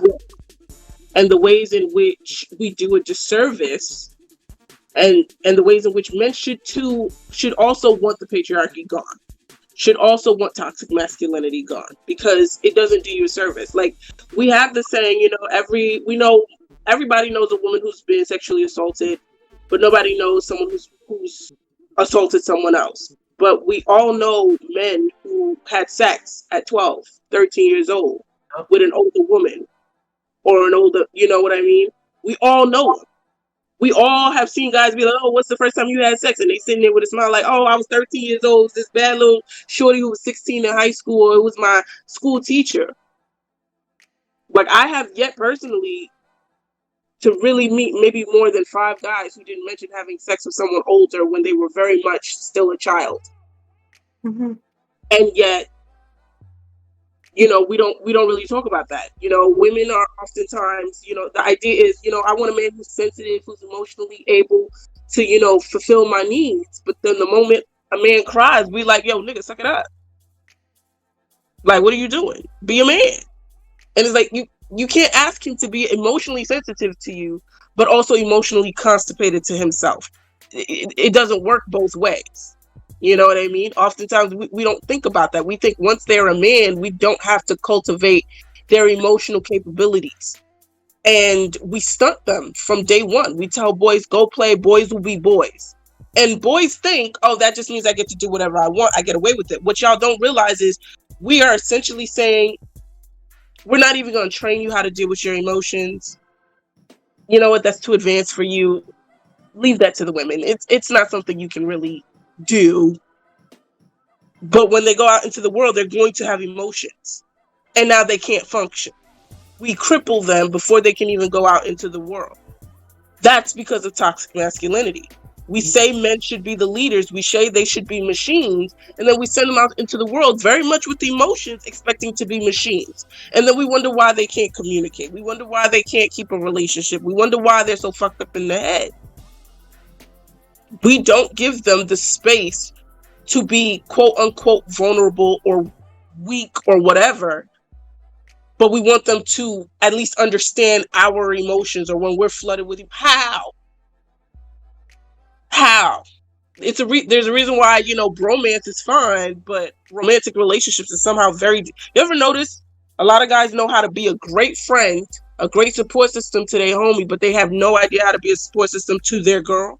Because part of that mindset is homies over hoes. Always. That's part of the thing we're talking about right now. Like, the men are taught, and unfortunately other men created this for them, so that sucks. But men are taught, like, oh, your friends Right. are the things that, are gonna hold you down. But women are fleeting. Women are to be used. Women are to, for sexual satisfaction. Don't actually depend on a woman.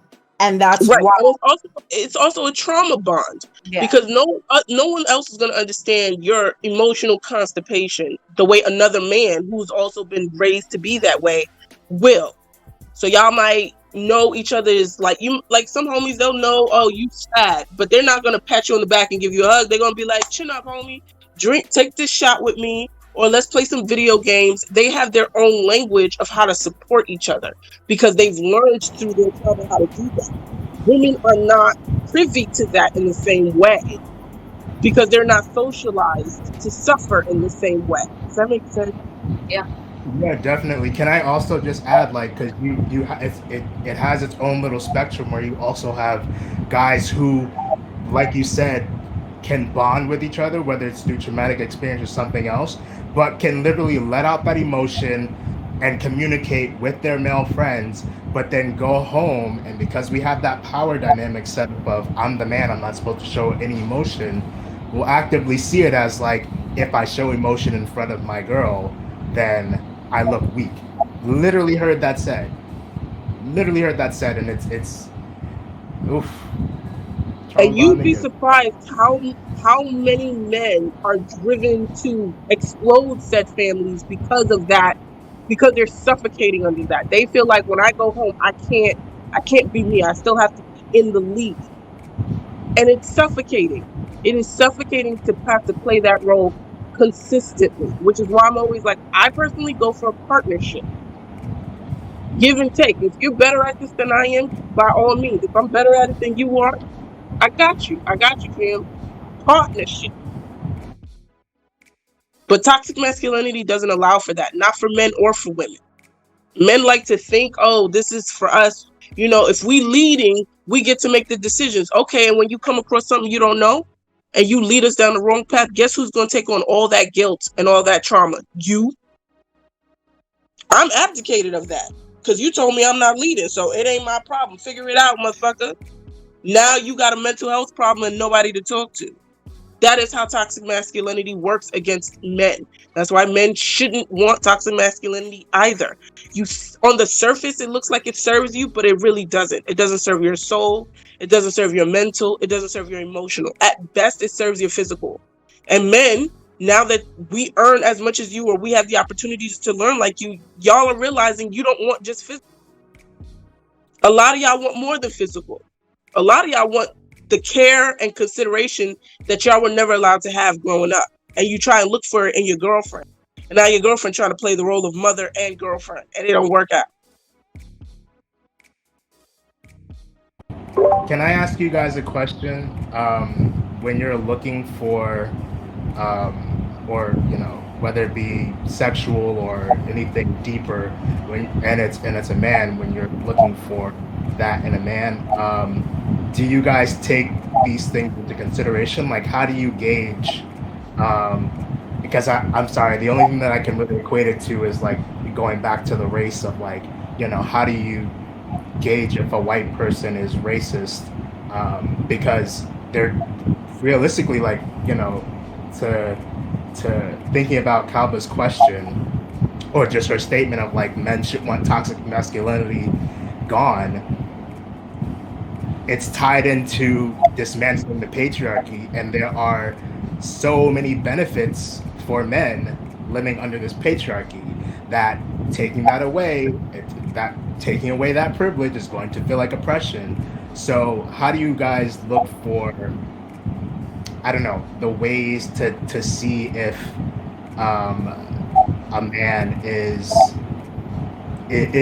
like leaning into the toxic masculinity, or like if he's actively fighting against it and like fighting against the patriarchy, or do you even care, especially if it's just about I care. like I care. I think one of the things you have to consider, because it's not like there's keywords, and it's not like something you're going to figure out immediately. Now, some men, like women, they're not smart enough to hide it for long that they are part of the patriarchy, and they're very much a fan. Some of them, it comes out real quick in the wording that they use, the phrasing that they use. They try to be slick and shit. And then some are a little bit finesse. But I think in general, you're just going to have to get kind of used to the idea that you're not going to always know immediately. Sometimes certain things have to pop up in the natural course of dating for you to then see it in action. Sometimes if, like, for example, with COVID, a lot of us were at home and most of the dating was reduced to text message. It's a lot harder sometimes to be able to determine that if you're just texting. Now, if you're video calling and you're having the conversation, because you're not sexually engaged or distracted because of COVID, that might give you more of an opportunity to talk more. And the more you talk, the more you let out who you really are. And now I can see it in a way that I might not have pre-COVID. So all these things kind of change it. But in the long run, I think in order to like the patriarchy, you have to have some common basic traits, which is selfishness, an inability to put yourself in other people's shoes. And you have to be a person who seeks validation in the subjugation of others. Because that's when you have those traits, that's why dismantling a system threatens you. When your strength is rooted in you and not the things that had nothing to do with your choices, like I didn't choose to be a man. So my validation is not in all the things that make me a man. It's in all the things as a person that I chose to do. Then when things are being dismantled and quote unquote being taken from underneath your male identity, you're not feeling threatened by it because that's not what the identity you're proud of is focused on. Does that make sense? Like, so I look for people who are genuinely kind. If you show me that you have a genuine kindness, I feel like when you realize it, you're the type of person to fight against it because you're kind. Because you have empathy, because you can put yourself in someone else's shoes, even if that's not your own experience, and see the ways, when you're someone who shows me that you're willing to compromise, because those are all basic traits that you need in order to fight that system. If you don't even have those traits, there's no point in the conversation. I can't teach you, everyone is going to have their sexism or their sexist points. It's about whether or not you're going to be receptive to a different perspective. And that's a trait quality. Do you have that trait to be introspective? Do you have that trait to listen? Do you have that trait to be vulnerable? If you don't, it doesn't matter what conversation we're having or what it's about. You can't do it because it's not in your personality. Does it make sense?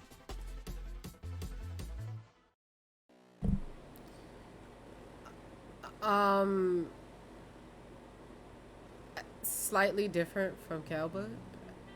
Empathy is not, for me, the demarcation of whether or not you're gonna want to fight the patriarchy, because I know a person that has no empathy, but he gives zero fucks about the patriarchy because he's raising 2 girls.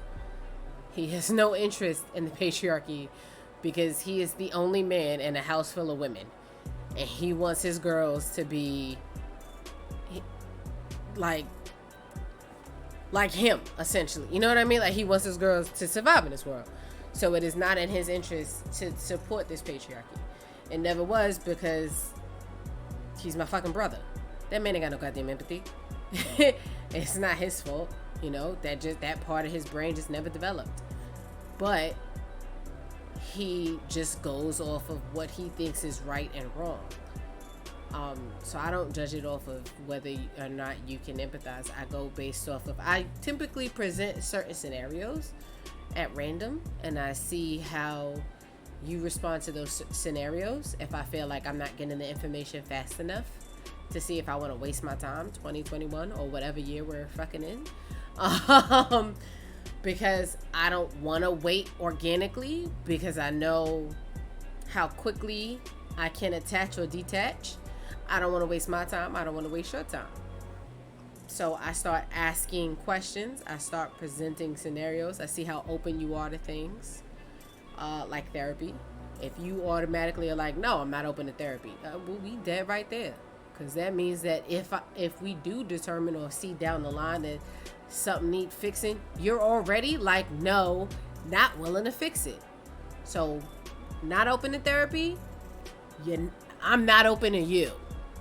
So it's stuff like that that lets me know how interested you are in really doing the work, because therapy is the first step. I haven't come across a man yet that doesn't have toxic traits. So the moment you're already, your stance on therapy is the first step for me, and knowing whether or not you're willing to do the work. Because you're bound to have a trait or 2. We all are. But you gotta be willing to do the work. You can't just be like, you know, this is me. Motherfucker, you are not a TV show. Undo that. Change the fucking channel. This is not us, motherfucker. Fix it. So that, for me, one of the questions I ask, just at random, and I'll catch your ass off guard. How you feel about therapy? Oh, they quacks. I'm changing my number. Like that. That's how I, figure out. I'll see, how things progress from, like, I just present different scenarios. Whether I come across the story, whether it's a past scenario and I want to see, I'll take a previous scenario from a previous relationship and see if you would approach it differently. And I just ask random questions. But that is, for me, how I figure out if you're either willing to do the work, doing the work, or if you were a fucking train wreck and I gotta run. Because my previous relationship taught me that my name is not Bob and I am not the builder. And I am not trying to fix anyone else's son and Timor. I may be a really good therapist. I may be a really good psychologist. Sorry. However, unless I got a couch and you putting money in my hand for a session, I'm not about it.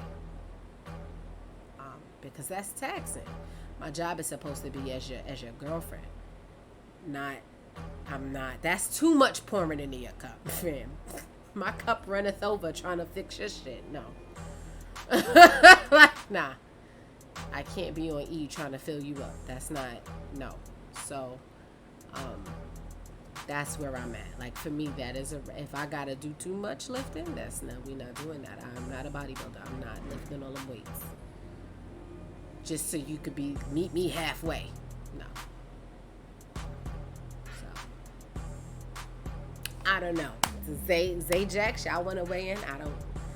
Do you look for toxic traits in women and men differently? Any women? Women could be toxic like this. We just established toxic femininity exists. They couldn't. I was just. That's why I'm like, do you look at it differently? Do you be like, oh, yeah, she toxic? For certain, yeah. I feel like Zay be on it. I feel like Jax don't give a fuck. But to be honest, low key, like if I'm being completely transparent, I feel like that's a toxic trait of mine that I look at toxicity in women and men differently. Because automatically, I'm more inclined to give a woman the benefit of the doubt over a man. Like a man don't. And I know that's like the safety mechanism. I don't think that's toxic. That's you being safe. No. I appreciate you saying that, but because I know myself, I know that it is toxic. Because basically, like a woman could like make me cry. Men, like the moment they piss me off, it's like next. I don't know. Like.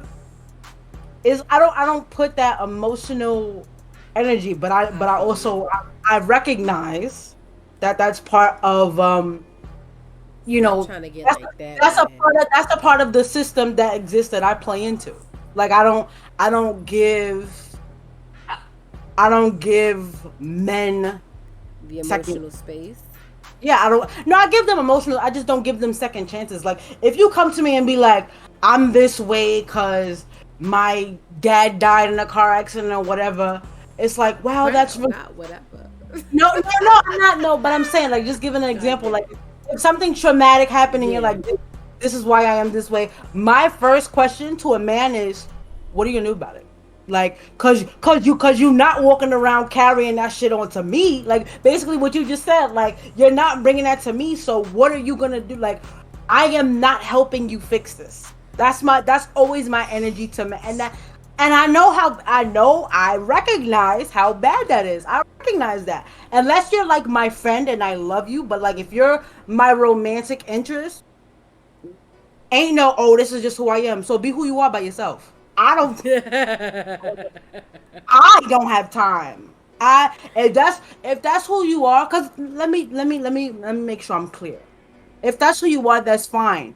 But if that's who you are and you're comfortable with it, I can't have no parts of that. Because if you know how you are and you want to change that, then okay, I will work with you. We can be a thing. And that's like if I care. Like that's like if I'm like super into you or I'm like, oh, he's about to be my boyfriend or something. Like if I have that mindset, then yes, I will work with you.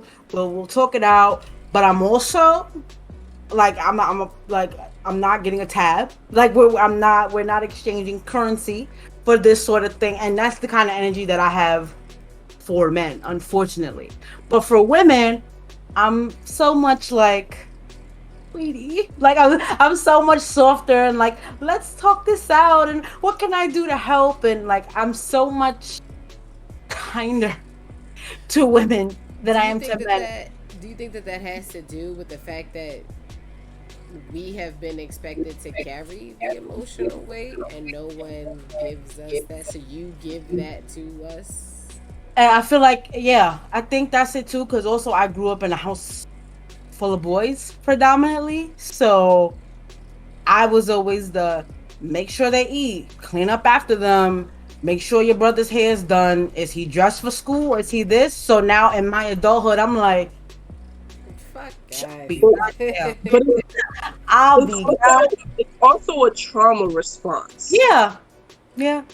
Because we live our lives either traumatized by a man or taught to fear the future traumatization by a man. Yep. And I say that because when you think about it, as little girls, we were always taught to behave, move in a certain way because other men are around. Like, oh, tell your daughter not to wear that around this uncle. We're already taught how to protect our bodies because something inappropriate might happen. So when you're taught from a very young age to be wary of the male gaze, like it's 19 fucking 84 and you're being watched, now even the most innocent interactions become very much of a hotbed for the woman. It's a Yeah. trauma response. It's the same as when we're walking down the street and a guy legitimately comes up, doesn't bother our boundaries, but he's like, "You just look beautiful." Some of us will respond annoyed. You know why? Because he might be the 15th motherfucker this week to come up in my space No, saying some shit. that's my point. That's why I'm like, I recognize that. And for me, And so we recognize that in each other, yeah, it and we takes a give each other different, a little grace. exactly. And it takes a different spin for me also because there's this level of like fear of genuineness when it comes to men. Like when a woman says, "Oh, I like you. I want to get to know you." I'm not like automatically like, "Why? Are you fetish?" Because for me, of course, because I am intersectional that way. I am queer. I am black. I am plus size, and I'm disabled. So when I get a male's attention, I'm like, is he fetishizing me? What's happening right now? What? Why is he even talking to me? What do I have that he really wants? Because I can't run. So what's my back? No, but that's really no, but that's how that's why I respond to men the way that I do. Cause and not even just men, because that's always my first question with anybody. But with men, it's like my first question with anybody is, do they know I'm disabled or always? That's default because I need to make sure I'm liked for me. Because I first of all I watch, yeah, I've just seen some shit and it just like again trauma responses, but it's like don't fetishize me. Don't turn me into something gross for your pleasure. And men are really good at doing shit like that. So usually I'm like, whereas women like I'll go for a second and then I'll relax. I'll take a deep breath. But men, I feel like it's like Yeah. my And default to be as and I'm getting to know them, it's my default to hold my breath. And that's and why I to, respond the way that I do. and to be clear, that same dynamic then sometimes becomes a negative for women because a lot of times when a woman betrays another woman, that part becomes the focal point way more than a man's betrayal. How Mm. many times have we seen a woman go after the other woman versus her own man who did the cheating in the first place? How many times have we seen women being pitted against each other on I'm I mean, coming to you as a woman. love and hip hop is literally Yes. the prime example of pitting women against women. How many shows do we literally have where the main focal point is I don't know. I don't watch those shows. the women of some industry or some side of the world coming at each other? Real Housewives of whichever county, Really though. uh, the Mafia Wives, Them Mob Orange Wives, County bitches was really live. Love and Hip Hop. Notice that all of those are focused on the women of that industry. Mm-hmm. Mm-hmm. Their love for the men. They're fighting with the men. They're Mind you, the fighting shows for that are their geared career. toward the men are like Flavor of Right, Love, For the Love of Ray J. Like all that shit is about them right, finding love and getting as many bitches right. as they can. Like, Which is and you see that happening all the time. So a lot of times, yes, we'll give women that grace, but then at the same time, the vilification we give women when they mess up that grace is on some next shit. yeah, Girl code, all of that. It's like everybody's turning their back on that girl because she did a mistake, even if it was a man helping her to do it. You know what mhm. I mean? There's this way in which the women spend most of it. Like, I don't know a single reality TV show that's just focused on the men and them fighting each other. I don't know a single one. Think about that. For the record, I don't know any, That's y'all. right. No, that's women fighting over a man. No, Bachelorette. There's a new one now. It's the chick and mad dudes. Right, And Bachelorette. But they don't But fight, do I they? love wait. Okay, but see that, but see that's touching on what we were saying earlier. She's the exception, not the rule. She's the anomaly. That's why everybody loves Tiffany Pollard so much, because she got on and did the shit that men was there doing the whole time. She's the one. There's the China. But I'm saying everyone was after her. Is what I'm saying. But you said that. No, but I'm saying she is the opener of that. But Asia, even if you're talking about those shows where the guys are competing for one girl, again, remember what I'm saying. In these other shows, they are literally fighting not equally, not fairly. In Bachelorette, it's a competition. The whole show is about the competition. That's different. Love and Hip Hop isn't about the competition of who can win which man. There are people who are already in established monogamous relationships, and another side chick come in, and now it's a fight. Or a manager puts two of his female artists in a room for them to start fighting because he wants to make some money on extra episodes. That's very different from an actual organized competition. You know what I'm saying? They're not. They're fighting for the chance to date. Like, even when it was like Kim and Kanye got together, all Ray J did was put out a song, and that was it. Right. You know what I mean? It's not the same. I've seen that thing. It was terrible. Bye. Right, but you see what I'm saying? So there's no Love and Hip Hop equivalent that's focused on just the men.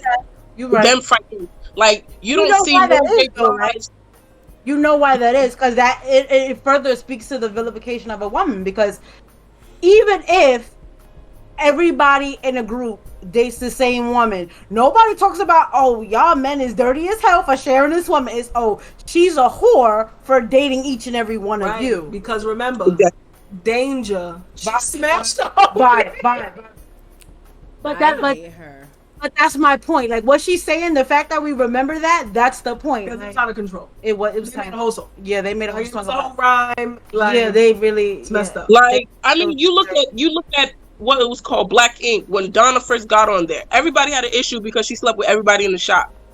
But anybody talking about how the fact Ted slept with every Latino woman that walked into that shop? That's serious. She's a every single name from how long, Duchess? But ain't nobody have a problem with him, really. Like, you had someone complain about once in a while, but he's still bad. Donna got fucking. Can I just say? Oh wait, I can't tell if I can't even. By the ankle. Calvin, can I just say when you were describing how women putting their hands on men is like an example of still toxic masculinity. I was thinking about this most recent season of Black Ink because, not to put anybody on blast, but like Donna is in a relationship and she's literally showing herself to be the abuser in her relationship on the show, and she can't even fathom it that way. She, like, literally what you're saying, like, I'm the woman, I can't be an abuser, it's not real. But like you see homeboy showing up to the shop with marks on his face, like it's really bad, and she can't actually like fathom why he's taking it serious, because like it was bad enough that production actually stepped in, you know. So like I don't want to just say like reality show has definitely evolved into something where it's like now they're talking about very serious issues, because you know these are actually people's lives and some things they can't control. But yeah, I just wanted to point that out because it was funny to hear you literally stating that example and like thinking about, wow, we actually do know this actual real life example of that happening. So I just wanted to say that.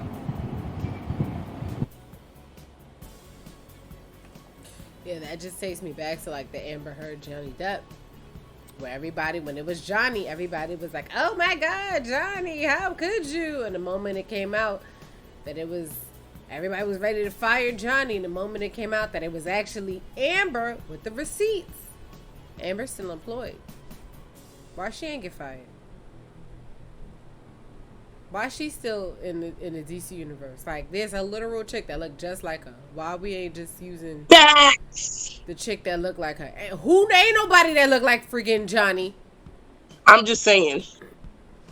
There's no I mean, one. you, No one could ever. No one could be Johnny. There's a million chicks that but look like I Amber. mean, and not to add, but like to add the racial part of it. Once we discovered that Johnny was really the victim, everybody rallied behind him. You didn't see people making fun of him. Oh, like, how could you get your ass beat by Amber? Like, how could you do this? They were all just like, oh my God, Johnny, Johnny, Johnny, Johnny. But, and I'm no fan of his, Terry Crews mentions, hey, this thing happened to me. And what did we do? What did everyone outside of black women do? We made him into a joke. He was a fucking meme. For how long? So much so that he I got a ended up question. backtracking. I got a question. Because Wait. My question. Hold up. My question, was he made a joke because of that? Like, was he taken seriously or not taken seriously because of his claim, or because he was asking for support right on the heels of not showing support? Because that was around the time when Gabby was like, hey, they're being racist here. And he was like, no, they're not. And she had receipts. mm-hmm. And he was like, they're not being racist. And then he was like, "Oh, but look, I need your support for this other thing. Here's why I need your support." I don't so that's why remember I'm like, I don't know if that would have turned out if he hadn't just done what he did. Well, hold on. I don't know. I don't know. I don't remember the timing of it. I think his thing might have come first. Maybe They not. were very close But together. That's they because I were very remember close people being like, "How you shit on Gabby and then want people to support you, but you couldn't literally support your sister." Right. But black women still came to his defense. I think the reason why I say, I'm not saying the whole thing had to be because of his claim, but the reason why I'm saying, because my point was about how race comes into it. We hypersexualize the black man in a way we don't the white man.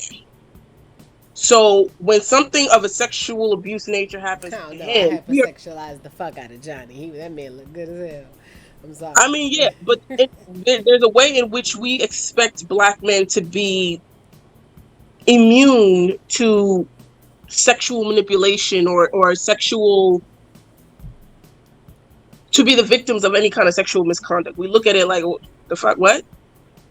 In a way that we don't necessarily always apply as intensely to a white man. You know, there's just something, I don't know if society just takes a special offense to black men in that way when they come across that, but I feel like that was a part of it. You have Terry Crews, this big black muscular man who's oftentimes in his movies and in his roles the aggressor, the one that nobody wants to fuck up. And here's this thing that happened to him, and there's this sense of, but really did it? Like, man, you could have broke that man's arm. Like, what are you talking about? Like, really? You know what I mean? For all we know, Johnny might be like a black belt, but nobody cared about that. What they cared about was somebody hurt Johnny. And I just feel like it might not be the whole reason, but that might have played a role into it. That's the way in which a lot of our different identities play into how we experience one thing. No, you're absolutely right. I definitely agree with you. There's a lot of intersectionality there, and I think race does play a role. I definitely think with Terry, though, I think it had a lot to do with him shitting on Gabby, right? Like that. I think that was very close, because I think part of the argument was like, you can't ask for support right when you didn't give it. You don't do that. I think if it may have looked a little differently if that wasn't right on the heels of. May have. Don't know for sure, but I think it may we got examples like Raz B from B2K. You know, all these other people all these other black men who talked about sexual abuse and essentially lost their careers, got made fun of. You know, things like that in ways that I mean, yeah, that was a big story. So from B2K, the group B2K, okay. allegedly. Like, you're saying this like I should know this person. Okay. So they were from B2K, the less popular members, I guess. And Back No, in the not day, less popular. I just didn't remember. That's like saying one of the members of Immature. I don't know their names. but you know Omarion? He was in Immature. No, you know he was in B2K. He went solo, so I know his name. Did Right. the others The go left, solo? you know why he went? You know why he went solo? Because he's more popular. He can go solo. When you're not more I only popular, you know don't his go name solo. because he went solo. Wait a minute, that had nothing to do with popularity. If he didn't Right. go It solo, I did have to wouldn't do know with his name. popularity. Not for I don't you, know the but in names of the general. women in Hold SWV on, because let none of me them went finish. solo. I'm saying, in general, he was popular enough for them to be like, you know what, we want to take you solo because we think you can carry it. If they don't think you're popular enough to carry it, you're not going solo. That has nothing to do with me. I'm telling you how my brain works. I'm If you not in a saying it group, has to do with you are you. the I'm group's saying in name general. until I'm you saying go in general. solo, and then I learn your name if I listen to your I'm just saying music. in general. If he hadn't been popular, he wouldn't have gone solo. You wouldn't have learned his name. As simple as that. I But guess I'm just saying but I the didn't. the case was that their producer, whatever, Christopher Stokes or whatever, had been sexually Whoa! Don't be abusing. using that last name. Don't put that out there. Just say CS had been Chris. allegedly doing inappropriate acts, mostly with Raz B, and that's why the group disbanded and things like that, because there was a lot of sexual abuse of young Allegedly. teen boys allegedly in the music industry and even in the acting industry. Um, so there's that. Oh, that's really unfortunate. But I had no idea. But I thought he was like acting and I mean, I don't know what anybody's doing. Because none of these people would be in any of the things that I watch. I legitimately thought you said Goku from SWV, and I was about to be like, somebody's name is Goku with SWV, and I don't know this. Don't clip that. Please don't clip that. Spare me. Yeah. No. Don't judge me, kitty cat. I'm trying to live my best life. Yeah, no. So, we had a great episode with y'all guys. We talked about a fucking lot. Who are these people? Who are these people? Oh, Nicole Scherzinger? Scherzinger. I don't think I've ever heard her say her last name. I don't think I've ever heard it, so I can't say it until I hear her say it, and then I can copy it. Scherzinger is how I've been saying it, because it's a lot of letters, and I don't know how it's properly pronounced. But that, yes. Yeah, see, I know her, because she went solo. When you go solo and I listen to your music, then I know who you are. If you're in a group and you ain't solo, you are the group. You all have the same name. You are all immature. Or IMX. Until you go solo. And then you are Marcus Houston. Go. All right, yo, this has been a dope ass episode. A long ass. We talked about a lot. This is a long ass episode. It's probably the longest we've ever done as a squad, but that's okay because we got to kick it with y'all, and that's the best. Tune in because next week we will talk about sibling rivalry. Ooh, it's gonna be a good one. It's gonna be fun. That's gonna be triggering. I got High key. feelings. Pam says she got feelings. I'm done. Yeah. Next week we're gonna talk about some sibling rivalry. So come talk about some sibling rivalry. It's got There's that. Pam said, "Oh snap! I hate my siblings." When it comes next week and talk about it with us because we gonna get into it. So get into the sibling rivalry chit chat with us. Talk about some half siblings. We gonna do that. Little We gonna raid siblings. BZBs. We gonna raid BZBs the birthday boy. Hidden siblings. Secret love child siblings. Fam says secret love child siblings. What the rest? All the tea. Bumba. All right, doing that. All right, y'all. This has been fun. We love y'all thick as fuck. And we'll see y'all next week. We out.